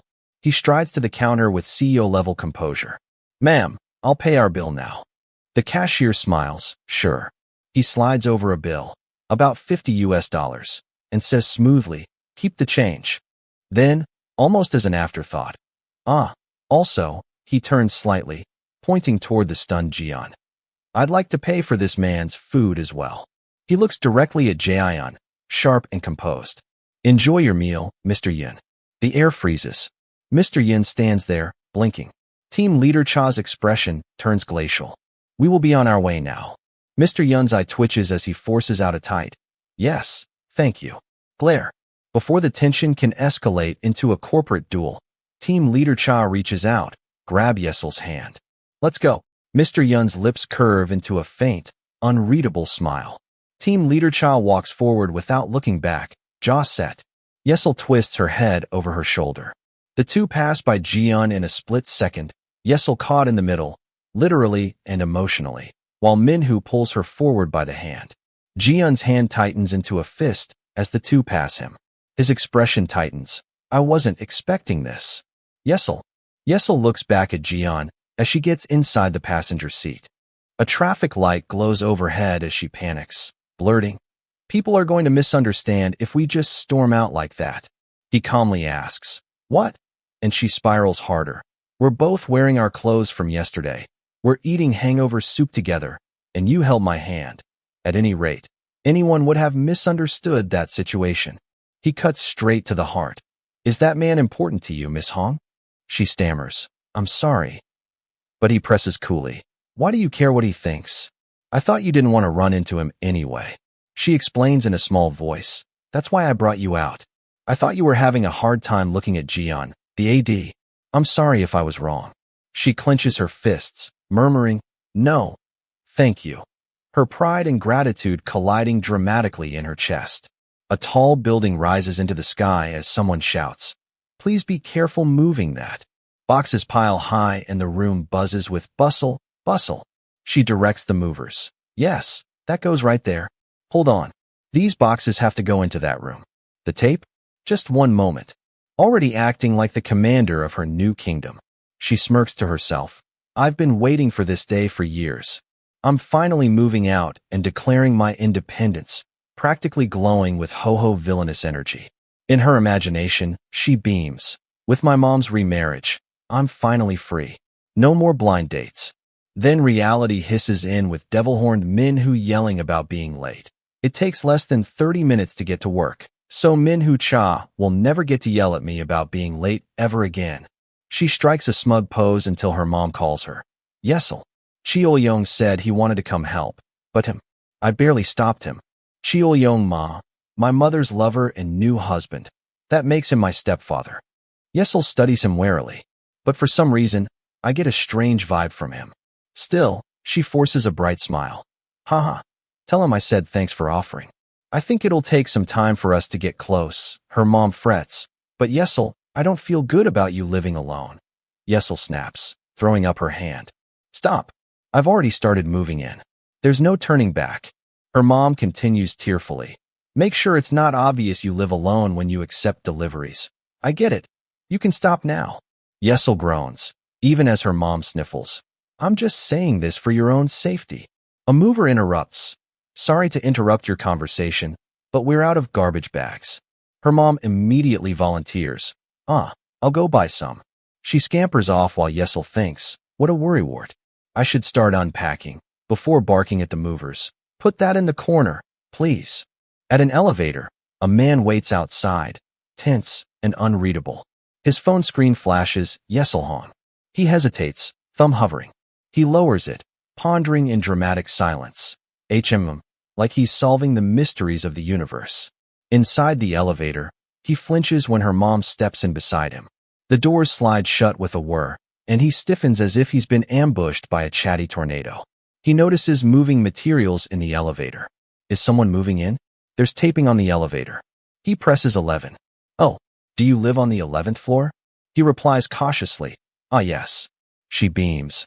My daughter just moved into the 11th floor. I hope you get along. Your neighbors. He forces an awkward smile. Ah, sure. It's nice to meet you. She gushes, bouncing. I feel so much better knowing that there's a wonderful, trustworthy young bachelor like you living next door. She gasps. Ah, you are a bachelor, right? Are you married? What about a girlfriend? He answers stiffly, I'm not. I don't have one. Her eyes sparkle. Oh my goodness, really? But you're so handsome. I don't know what the women in your life are thinking, letting a man like you go. She squishes closer. May I ask what it is you do for work? I work near here. She lights up. Oh my daughter works around here too. My daughter takes after me. She's very pretty, you know? Do you know where the girl group Oh My looks just like her? I always wanted to get her into acting. He inwardly screams as her voice becomes a hurricane of blah blah blah. He sighs. I was hoping someone quiet would move in next door. Then realization hits. If she's this woman's daughter. The chatter continues. By the way, you have a wonderful facial structure. And you're so tall. I bet people think you are a movie star. He thinks nervously. I can already tell what she'll be like. The elevator dings. She cheerfully asks, Ho ho ho. How old are you? He answers, I'm 31. Oh, that's perfect. She exclaims as he scrambles out the moment the doors open. He punches in his door code. Beep, beep, beep. From behind, she chirps. Do you live alone? He hesitates, sweat beading, and answers, yes. Her delighted, oh, practically echoes down the hall as he stands there, realizing with dramatic dread that fate has just delivered him the loudest possible neighbor. Oh no, I'm sure it's hard for a man to take care of his meals by himself, while Minhu stands there sweating under an invisible interrogation lamp. She clasps her hands and chirps. Would you like to go get something to eat with me and my daughter? And Yesel detonates from across the hall with a thunderous, Mom! What are you doing over there? That practically shakes the doorframe. Minhu flinches so hard, he nearly phases through the wall. Her mother fires back. Why are you yelling? While Minhu stands frozen in survival mode, his heart pounds ba-bump, like he's being hunted. Yesel scolds. You were hunting for a son-in-law again, weren't you? The mother innocently sighs. Gosh, I wasn't doing anything like that. Which convinces absolutely no one. Minhu lunges for the keypad, slamming buttons, beep, beep, beep, beep, and dives into his apartment and slams the door, collapsing against it breathlessly. I barely made it out. Through the door comes the relentless echo. I could hear you all the way over there. What were you doing next door? Her mother mutters. That's not what's important right now. Have you seen the man who lives next to you? He's drop-dead gorgeous. His face tightens in disbelief as he hears the reply. So what? I don't care if he's King Kong, or an amoeba, or a pile of elephant poop. Minhu's wounded pride flickering. Is that what I am now? But besides that, something is very, very wrong. Why does the next-door neighbor sound like Yesel Hong? Yesel, glowing pink with sparkles and V signs. Minhu shuts his eyes hard and shakes his head. No, there's no way it's her. I just dropped her off at her house this morning. Cut to Yesel humming cheerfully, utterly unbothered, while Minhu rubs the back of his neck and stares into space like a man watching reality unravel. Maybe I'm finally losing it, he mutters, as fate laughs in the background. They are now neighbors. The next day, Yesel practically floats down the hallway, sparkles trailing behind her. I'm in heaven now that my commute to work is shorter. Tra-la-la-la, she presses the elevator button with flourish. This is why people need to get enough rest in the morning. Ding. She beams. Also, I never have to listen to rude Cha Min who bitch me out ever again. The elevator doors slide open. She steps in glowing. I'm in the best mood ever. Two tall silhouettes stand inside like harbingers of doom. Gloomy. One in a sharp suit. One in casual cool. The sparkle around her flickers. The suited one glares forward. The other stares blankly ahead, jaw tight. The temperature drops 10 degrees. The doors close. She forces a smile, sweat forming. The room turns pitch black behind her as she shrinks between them. What is my life? God, why me? I can't not say hello. She leans in shyly with a soft, hello, team leader. Only for him to casually reply, hey, Miss Hong. Her brain immediately short-circuits. Flashes across her soul. What on earth? Did team leader Cha just greet her like that so naturally? She internally combusts while staring at him like he just rewrote the laws of social interaction. He tilts his head, brows furrowing. What? Is there a problem? Question marks practically float around them. She panics. And not at all. While he smoothly adjusts his collar like a drama lead bathed in sparkles. By the way, are you having any trouble with work? Let me know if there's anything I can do to help. The man radiates responsible leadership energy. She radiates confusion. Her face goes blank with spiraling punctuation marks. Huh, does he have food poisoning? Why is he being like this? All I did was show up to work. Behind her, another man appears, watching with narrowed eyes and a sharp grimace. Tension enters the room like a third character with attitude. Miss Yesel. She turns, yes? Jian's hand reaches toward her. She freezes as he rubs her collar gently. Your collar was wrinkled. Then he smiles and says, you've always been clumsy. That's part of your charm. Her face explodes into 4K blush resolution. The elevator goes ding, perfectly punctuating her social demise. The doors open and she zooms out of there at maximum embarrassment speed. Behind her, confusion spreads like wildfire. Huh? What's this? What's going on? What's gotten into everyone? The chaos lingers in the hallway like a soap opera soundtrack. Cut to Office Gossip Central. Sahai and Song is all the rage these days. Isn't Chansiok Kong old news now? But don't you think Sahai and Song is too young? He just turned 21. You're right, he's too young. They click through profiles like investigators on a celebrity crime scene. What do you think about Jaehyun Gong instead? Click, click. No, not the style I'm looking for. They're like leader figures instead of muscular oppas. Then, smitten. Hearts everywhere. What a shame. I like guys like this. Honestly, he's my type too. His abs are just. The thirst level rises dangerously. The screen fills with a shining torso, and she sighs dramatically. I've been really into muscular body types like this lately. Doesn't he look so athletic and healthy? Her coworker cheers. You're so lucky. I should have been in charge of this project. This is what makes the job all worth it. She clasps her face. Ah, if I could touch Jaehyun Gong's abs just once, I'd never ever again. A voice leans in beside her ear. Just drool, why don't you? Startle. Aya. The atmosphere drops 10 degrees. Minhu stands there, shadowed and unimpressed. I wonder why you're so interested in the models for Miss Youngyeom's project, Miss Hong. Ba-bump. Ba-bump. I mean, colleagues can help each other out, you know, his glare sharpens. I can't just ignore her because it's not my project. Her heart drums louder than the office AC. She fidgets. He fidgets. The tension fidgets. The KS project needs research for male models too, right? I'm just giving it a quick look. I'll be good if I have suggestions during the meeting later, he exhales sharply. Huh. Then who do you like best at the moment, Miss Hong? The screen behind them shows two muscular options like a final boss selection screen. She lights up instantly. Jae Gong. He's perfect when you consider the project's concept. It's not just because he's handsome.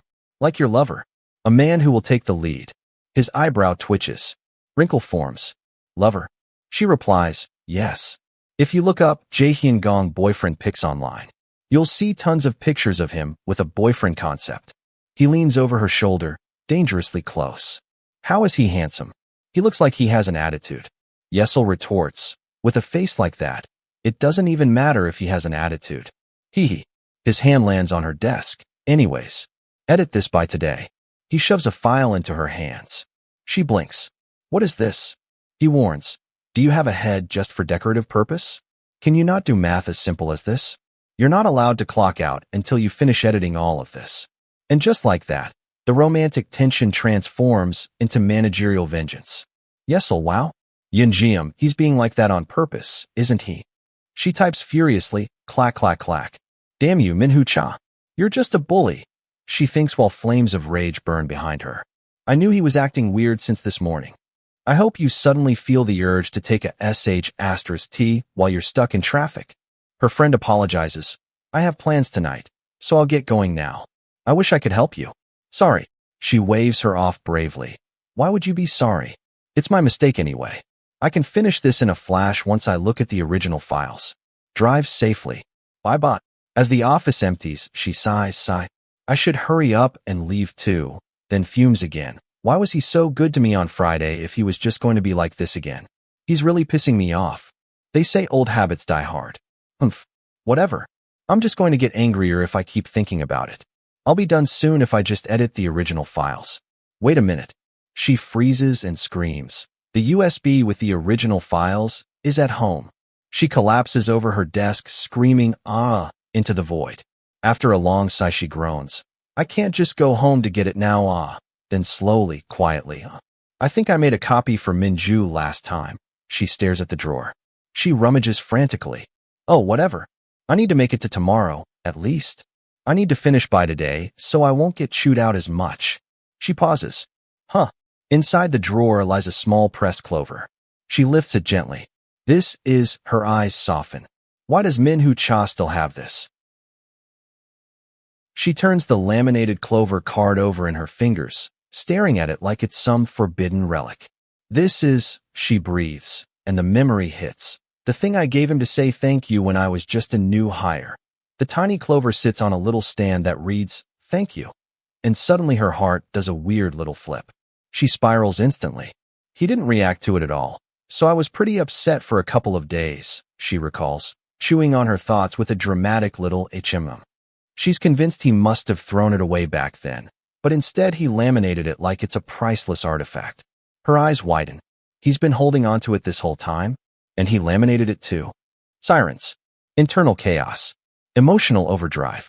She slides it back into the drawer, but her brain refuses to let go.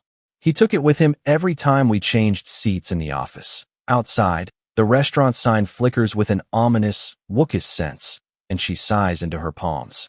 But why? No matter how much I think about it, it's strange. Why has Minhu Cha kept this for years? The server asks, what are you mumbling about all by yourself? Nothing. She lies instantly, forcing a smile. The server squints. What? Boring. The interrogation shifts gears as she casually asks, did you ever have someone you liked when you were younger? The server uncle freezes for half a second. Of course. Sparkles explode as he declares, she was really beautiful. In my eyes, she was prettier than any celebrity. Young love radiates in glittery nostalgia. She blinks. She was that pretty. He even boasts. It looks like you don't believe me. I was pretty popular back in my prime. I was so handsome. Girls lined up just to see me. She shoots back immediately. You're lying. How can I trust you when you always cover up your face with those sunglasses? He bursts out laughing. This is what the hip youngsters are wearing these days. I'm not even old yet, you know? She squints. The bar's warm lighting softens as he adds more gently. Now that I'm at this age, there's no one around me anymore. Then, quieter, I had a daughter around your age at one point too. His tone shifts, almost serious. So don't let the people around you go and hold on to them. If you don't, you'll regret it later on. She tries to brush it off with a bright grin. I'll have to hold on to you too then. I moved into the neighborhood.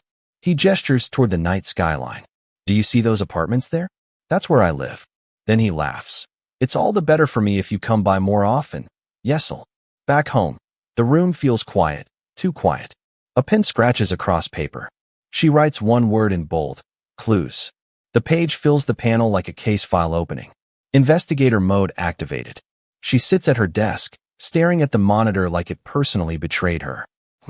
She mutters, gears visibly grinding. Then she declares dramatically, the first clue is my hair. In the future, she had straight hair. Now she has a perm. She scribbles scratch. 1. Straight hair, while insisting, I don't think the future I saw is going to happen anytime soon. She narrows her eyes. The second clue is the location. A bedroom appears in her memory. Soft sheets, unfamiliar space. She glances around her current setup. I've never seen that room or bedding before. It wasn't my room. Not a hotel either. Was that Minwha Cha's house? Her brain spirals. Why would I go there and leave my nice house behind? She flops dramatically over her keyboard. The more she thinks, the less she understands. Classic. Cherry blossoms explode into her mind. The third clue is him. The sweet look. The hand cupping his face. That dangerously soft gaze in his eyes. She gags in self-defense. Ugh. Yesterday, he was giving her a death glare. How does that jump to romance? She imagines him looming in darkness while she trembles. But he falls in love with me? The emotional whiplash is lethal. She groans, staring at her shelves. This honestly doesn't make sense. What are the odds Minwha Cha would even like me? She scratches 0.1% onto the page like she's calculating lottery numbers. Then she coughs delicately, trying to save her dignity. That's being generous. I'm rounding up since I saw a 4-leaf clover today. Yes, clearly destiny runs on clover math. She hesitates. Then what are the odds that I'll like him? Silence. His face fills her thoughts. He's definitely made my heart pound over the last 3 years, she admits. Mostly because she was scared of him. Memory shifts. His voice lingers in the air. How did you look? And then, devastatingly gentle. Did you look like you liked me too? Yes'll concludes. I feel like the reason has changed lately, though. Then she freezes, staring into space as the ominous thought bubbles loom. 2. What did he mean by that? Her brows knit tight. This won't do. With dramatic intensity, she declares she'll use advanced scientific theories and techniques to get to the bottom of this, and unveils her ultimate weapon, the name compatibility test. Tada! Cha Hong Min Yi Hu Shu explodes across the page like it's destiny itself. The result, is, she whispers as scritch fills the air. Numbers fly. The pen trembles. Bam! The final verdict slams onto the page, 79%. The building itself seems to shake under the weight of that suspiciously high percentage. 79%. The night skyline quivers in disbelief. Inside, she clutches her head and screams, I don't get it. Her chair rattles as she spirals. I have no idea what that jerk is really thinking. Scientific method? Useless. Emotional chaos? Maximum. Next door, he lies on his couch, hand over his face, sighing like a man burdened by fate. In the air above him floats the endless chant. He loves me not. He groans internally. The lady next door is at it again, scowl. He frowns at the ceiling. Why is she doing that all alone? It's not like she's a teenager or anything. Bolt. He abruptly sits up. Ugh, seriously. He's had enough. Slam. He storms out, pajamas and attitude in full force. Smack. His hand slaps down in frustration. I can't take it anymore. Scritch. He furiously writes something, dark aura swirling behind him like a villain drafting a manifesto. Ding dong. She blinks. Who could it be at this hour? She peeks out. Who is it? The hallway answers with silent tension and a faint creak. A sheet of paper lies on the floor. She picks it up. What's this? Reach. The note reads in bold finality. This is your next door neighbor. I can hear you from my house. Please keep it down. Flush. Her entire soul combusts in embarrassment. I must have been too careless because it's my first time living on my own. What should I do? Panic swirls. Determination sparks. Knock knock. Excuse me. Hello. She stands at his door, cheeks pink, clutching a pastel box. I live next door. I was being pretty noisy, wasn't I? I'm really sorry. She thrusts the offering forward with sparkling optimism. These are macarons from a famous pastry shop. I brought them to apologize. His response is ice-cold efficiency. Just go back and be quieter in the future, please. Awkward. The air wilts. She nods stiffly, soul deflating. I'll be more mindful. I'll leave the macarons here, so eat them right away. Fumble. She crouches and sets them down like a peace treaty. Anyways, I'm sorry. Although the two thought that the situation would end here, the war was only just starting. The clock ticks innocently while she hums, la la la, completely unbothered. Below, a pot of ramen bubbles steamy, yolk gleaming like treasure. She beams at the bowl, lifts her chopsticks with heroic enthusiasm, and declares, let's eat. She leans in for the first glorious bite, ding dong. Ding dong ding dong. She freezes mid-slurp, cheeks puffed, eyes blinking. The noodles dangle in suspense as irritation creeps in. She cracks the door open, peeking out, whispering, who is it? Nervous energy radiates. The hallway is empty, again. Her eyes drop. Another sheet of paper lies accusingly on the floor. Another note. She unfolds it, and boom, the words explode. Why are you using the stove in the middle of the night? Stop watching so much TV. Why are you even eating at this hour? How many times do I have to tell you that you're loud? Do you have no retention abilities? Her eye twitches. What a total jerk. Rips. The paper doesn't survive her fury. Swoosh. She grabs a pen like she's unsheathing a sword. Step. Step. Her slippers slap the hallway tiles with righteous vengeance. Smack. She slaps her own note onto his door. Boom. It reads, I think you're too sensitive. Whatever I do at home is none of your business.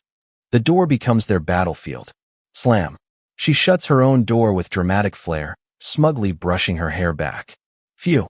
Now, shall I go enjoy my ramen? Ding dong ding dong ding dong. Her smile dies instantly. Bam. A new note. It smells and you're noisy. If you're going to eat, then eat earlier.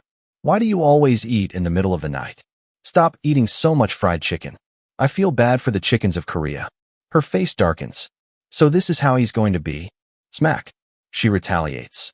Stop worrying about chickens and start worrying about your own life. That's why you live alone without a girlfriend. Because you're so sensitive. Boom. Another reply appears. You live alone too. I choose to live alone, all right? There are lots of women who like me. Swish. She fires back. Oofed.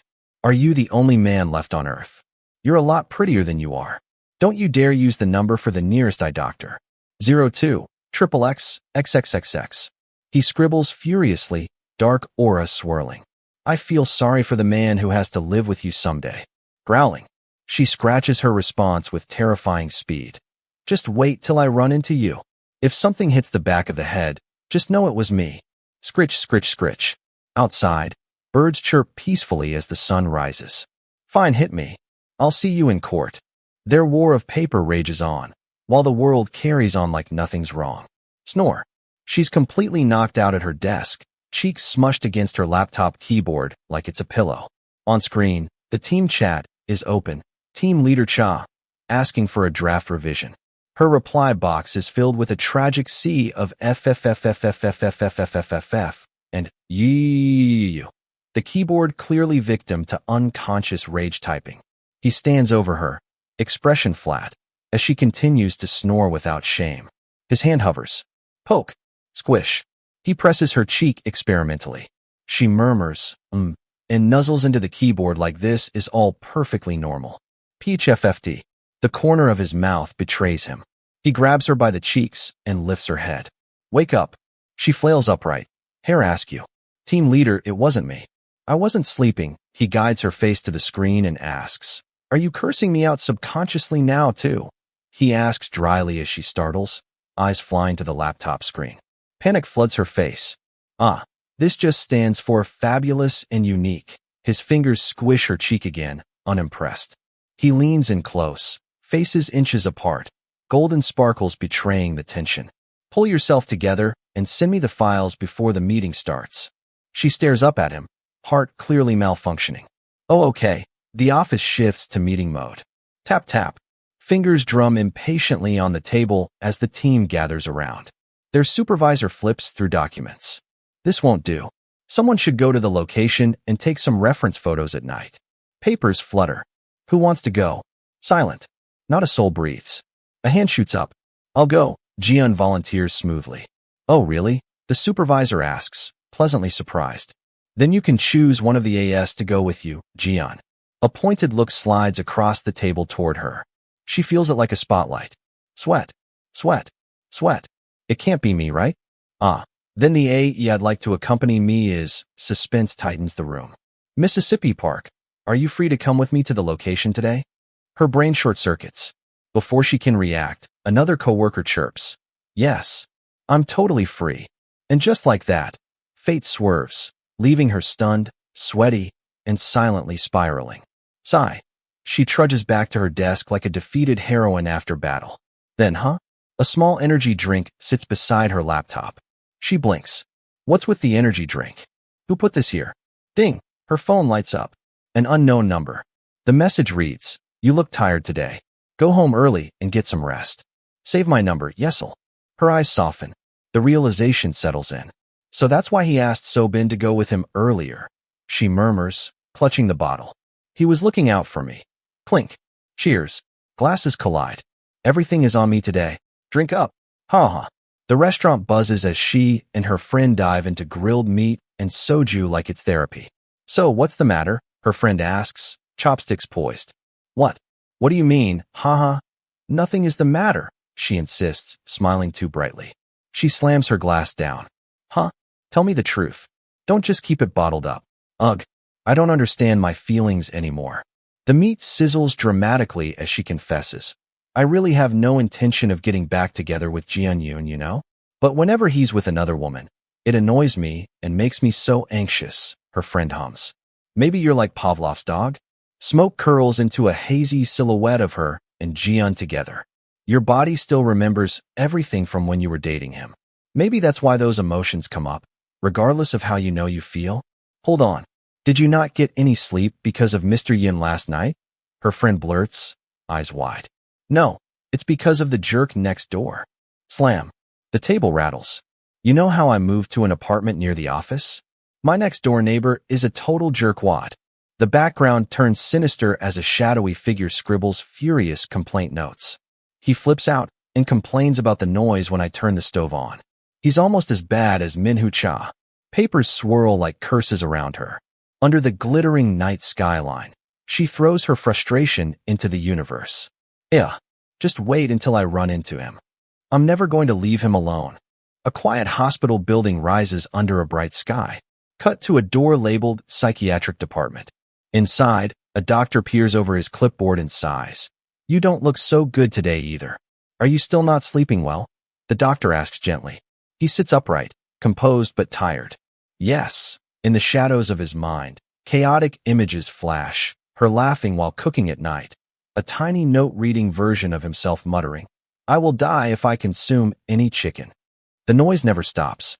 This is the most we can do without putting a strain on your neurological functions, the doctor explains. He slides the chart forward. I'm sure you know this best, but no amount of medication can help you now. In cases like this, I actually recommend reducing your medication intake. Tap, tap. His fingers rest tensely on the desk. I always say this, but your abilities are most likely permanent. They'll continue to affect your mental abilities. He clasps his hands. I know all of this already. More than anything, you need to control your stress levels. What is the sense that makes you the most sensitive? He lowers his gaze. My sense of hearing. Right. You're forced to hear every minor sound. The doctor says as the world around him turns into a web of noise. You hear things you don't want to hear and things you don't want to hear all at once. Try focusing on the sounds you actually want to hear. The sounds you want to hear. For instance, the voice of the woman you love. He stiffens, incredulous. Unbelievable. I can't believe the head of the psychiatric department at a top university is saying this to me. The doctor smiles calmly. I'm saying that you need to work on manipulating your own abilities. You need to be able to control them with your own strength. He presses a hand to his forehead. I'll try my best. Night falls. The phone screen glows. Yesel, calling mobile. A robotic voice answers instead. The number you have dialed is not available. Please try again, or the call dies in the dark. Silence stretches. The only sound left is the one he can't hear. Jiun downs the soju like it's water and stares at his phone. Sigh. Neon lights blur behind him. He scrolls, hesitates, then his gaze drifts. Remembering what he witnesses between Yesel and Minhu Cha, his hand clenches the empty glass. His eyes burn. Ache. I've never forgotten you. Even once. From the moment I first met you to now. Her back turns in memory, hair lifting softly as she walks away. I've never not loved you, even for a moment. But you started becoming unhappy because of me. Then the scene shatters, her crying, smack against his chest in frustration. His face darkens in recollection. The guilt pools are heavy. And instead of lightening your burden, I only added to it. I didn't want to admit it. They stand facing each other, Yesel crying her heart out as she murmurs, I think we should break up. Her hands cover her face as she sobs. The space between them becomes a void. I didn't want to admit that I was making you suffer. Her voice echoes in memory. I'm tired. Our time together exhausts me. His thoughts spiral darker. I didn't want to admit that I had ruined you, that I was ruining you. He stands alone in the shadows. I didn't want to admit any of it. Behind him, her silhouette melts into the darkness. When you were crying as if you'd lost everything, I should have held you tight and comforted you. He looks at his hands that hesitates to hold her then. It's now empty. He's slumped alone, table littered with green bottles. Yesel, he breathes into the red-stained night, voice cracking under the weight of regret. Ding. A phone screen lights up. A.D. Jianyun. Messages sit there, quiet and unfinished. You look tired today. Go home early and get some rest. She stares at the blank screen. Her fingers tighten around the phone before she can stop herself. Toss. The phone lands beside her pillow. She sprawls out dramatically. It's finally my first free weekend. But she rolls onto her side. I feel so glum. Oh, right. She suddenly sits up. This came on Monday, but I haven't even opened it. I was too busy dealing with the jerk next door. She drags the box over like it's treasure. Right? When I'm feeling down, there's nothing better than washing up, putting on new pajamas, and eating good food. Rip. Cardboard shreds fly as she tears open the package with renewed purpose. She pauses. Wow, isn't this? She lifts out a soft pink slip trimmed with lace. Too sexy? The delicate straps dangle accusingly. She holds it up against herself in the mirror. It's not that bad, but, She squints critically at her reflection. I didn't know that the fabric was so sheer. The lace glimmers suspiciously. She lowers it, pouting. Should I return it? She waves off her doubts with a dramatic puff. Nah, it's not like I'm going to show anyone. Decision made. I'll just wear it. She hums to herself. I should order chicken, too. And marches off with the pink slip in hand. Now dressed in the sheer pink nightdress, she lounges at the counter sipping a drink like it's a runway debut. Ding dong. Chicken delivery. My chicken is here, she gasps, leaping up, then pause. Oh, right. She's basically wrapped in lace and optimism. She presses herself against the door. Smush. Just leave it at the door, please. The delivery replies, sure, enjoy. Step. The delivery guy walks away. All right, he's gone now, right? She whispers. Chicken. Click. The lock turns. Meanwhile, Minhu flips a page on the couch, trying to look calm. The doctor's words echo. Try focusing on the voice of the person you love. The person I love? He murmurs, eyes darkening. In his mind, she appears radiant, hair flowing, smiling brightly. Team leader Minhu. Blush. He covers his mouth, flustered. I've got a severe case of whatever this is. Then, sure, enjoy, echoes faintly through the wall. His eye twitches. That woman, she's done it again. Rage ignites. Bolt, he shoots to his feet. Step down the hallway. So this is how you're going to be? Slam. His hand pounds on her door. Let me get a look at you. Hey, apartment 1102. The door swings open. She stands there in the sheer pink nightdress, clutching her chicken bag. He freezes. She freezes. Sweat beads. Silence detonates. They both scream at the exact same volume. Slam. He recoils backward into his own doorway, face blazing red. The hallway echoes with mutual humiliation. He stares at the door, pulse racing. What? A bead of sweat slides down his neck. The woman across the hall was. His face ignites. Blush. Yesel Hong. Cut to an awkward kitchen standoff. He sits rigid, fingers laced. She sits across from him, sweat pouring down her face. Silence stretches the room. When did you move here? He asks. I'm sure I dropped you off in the old neighborhood last week. Ah, yes. I moved in around lunchtime last Saturday, the day you dropped me off. Stiff. The air crackles. I'm really sorry, team leader. She blurts with a nervous hee-hee.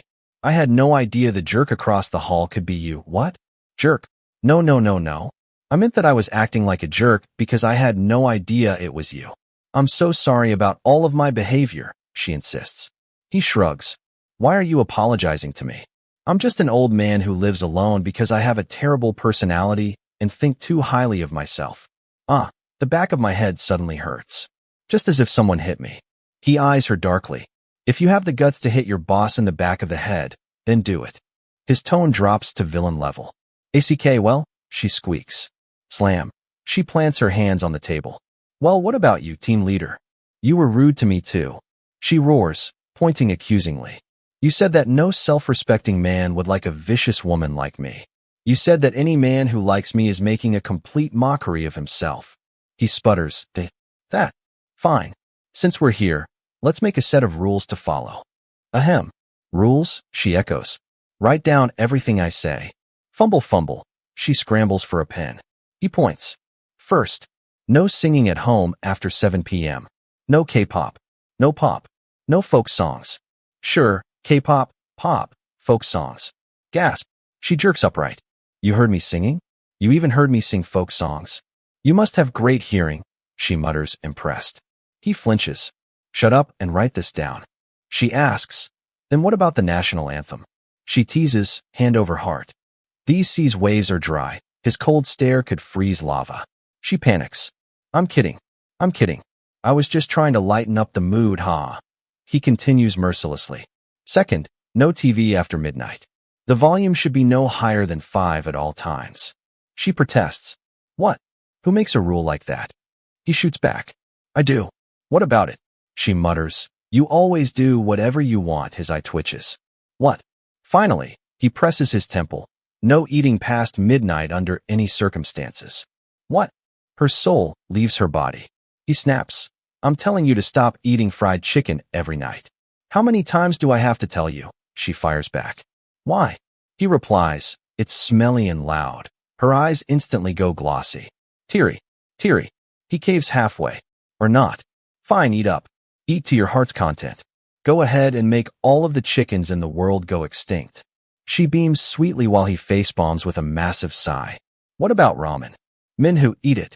Yesel, what about pork belly? He gives up. Eat whatever you want. He has surrendered to chaos. She perks up. I have a rule too, team leader. Add mine to the list. What is it? She writes enthusiastically, squiggle. I'd like you to refrain from talking about work when we're home. Keeping a work-life balance is important to me. Don't worry, I won't do that. She orders. If you do, then you have to buy me chicken. All right, 2 chickens. I'll buy you 3. If you're done writing, you can leave. Okay, she wins. Obviously. She pauses at the door. By the way, team leader, what? Please forget about what you saw earlier, all right? He sips calmly. What did I see? She deadpants. My boobs. Puffed. He sprays his drink like a malfunctioning fountain. I didn't look at them, he sputters, crimson. Yes, you did. You were basically staring. I thought your eyes were going to pop out of your head. Just kidding, she chirps. Rage radiates from him like a furnace about to explode. She laughs. Honestly, boobs are boobs. Your chest and my chest are just different shapes and sizes, but, he shouts. Get out. Sorry for the intrusion. Slam. The door was closed. Dignity deceased. He stands there, flushed and muttering. Heart going ba-bump, like it's auditioning for a romance soundtrack. Sigh. Team leader. He startles as she peeps around the door again like a gremlin of chaos. Would you like to eat chicken with me? She asks sweetly, hee-hee sparkling in the air. He screams loud enough to crumble the entire building. No. And just like that, the war continues, with extra crispy tension.